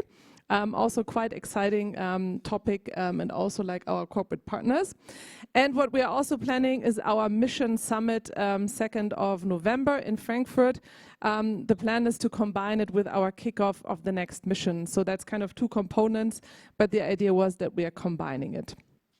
And as you might be aware, there is the trend radar of the Handelsblatt, which the trend radar is publishing each mission together with the corporate partners and the teams. So the next trend radar on the sports be sustainable topic will be published by December. And then there's a mission after the mission, and this mission is called Mobility Be Urban. And there, the next kickoff then is planned in February. So you see there's a tight schedule, so we are kind of looking at all the different sustainability and innovative topics we plan to do so. And underlying, we have our mission newsletter. So I hope you all received the mission newsletter, which I think has been sent out, Lara, yesterday, I guess. For some, it ended up in the spam, so please check your spam folder to see if you received our mission folder. Good, and now we'll do a kind of the big cheer up, because now there's like the big celebration and great job done for our teams. So we would like to have all our teams coming over, because there will be a little, it's not a gift, but it's more kind of a certificate we would like to hand out to you as a thank you for the amazing work, also which you can either frame and put in your, I don't know, in your home, or you use it. Yes? So, come over. But I think I need to call out the teams. So what's the idea? Huh? Okay, so we'll start with Voltastic. So Voltastic team coming over here. Pranav.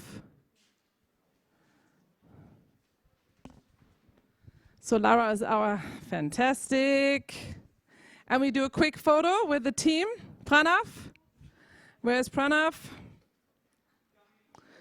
Yes, no. We're doing, maybe we put on the mask. I think that's a good idea. Into a picture, like with the team and Lara and myself. No? Lara? Yeah. Come on.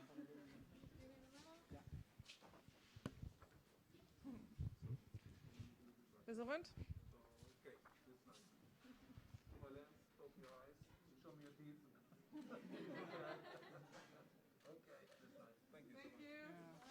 All right, so next one is Magic Screen. So, woo!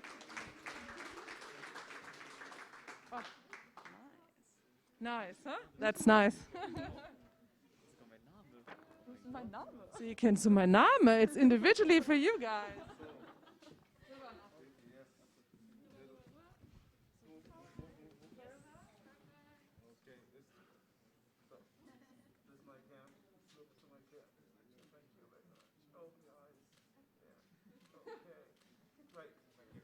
Fantastic, thank you guys. So, logistics, Grup Guard team. Applause.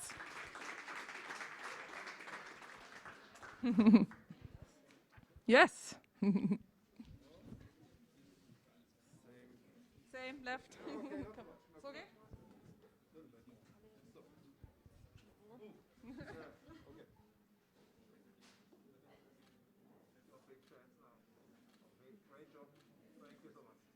Thank you guys. All right. Mobility, Commensally, over to us.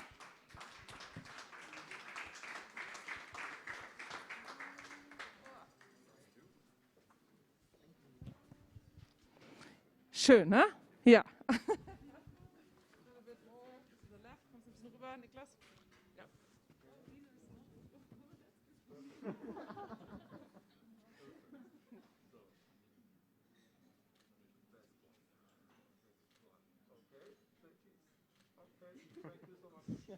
Super, thank you guys. And as we just had, our Fanbloc team, digital, woo! Chloe, Tanmai, Christoph.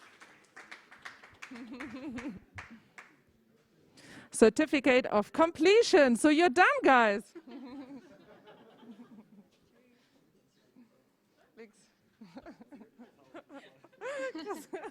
Wer hätte das gedacht, ja?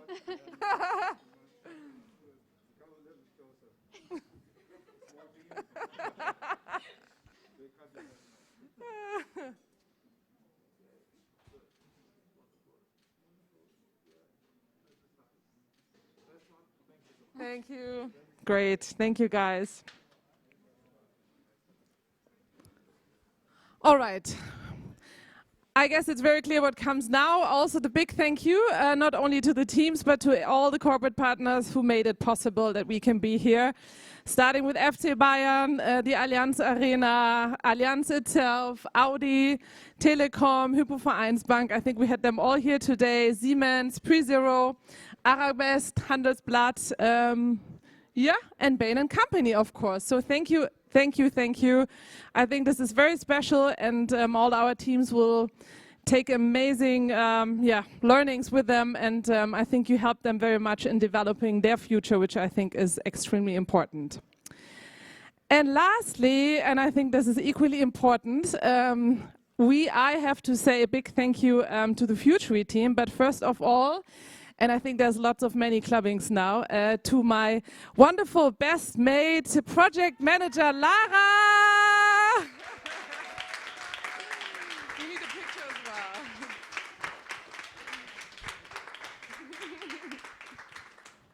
well. Okay, no, you wait, you stay. So without Lara, I have to say this also wouldn't be possible, and I think all of you confirm that Lara, with her very stringent analytical project management style, managed every one of us. And so amazing, amazing, amazing. Picture for the two of us, okay, quickly, and then the rest.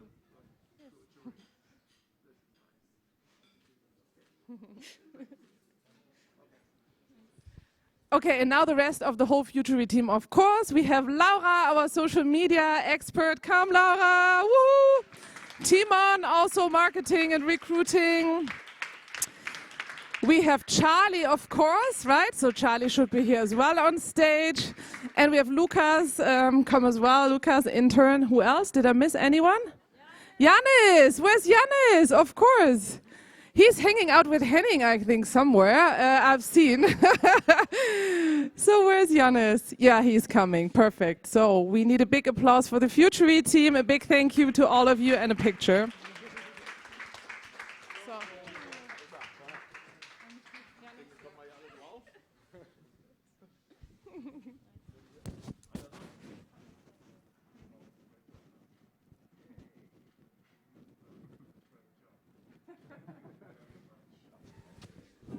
Thank you, guys. Thank you. So, last slide, I'll promise. Now it's celebration time. So, thanks to FC Bayern, we get a nice invite here tonight for some dinner and drinks. So, enjoy the evening. Thank you again very much, and we'll hear soon. Thank you.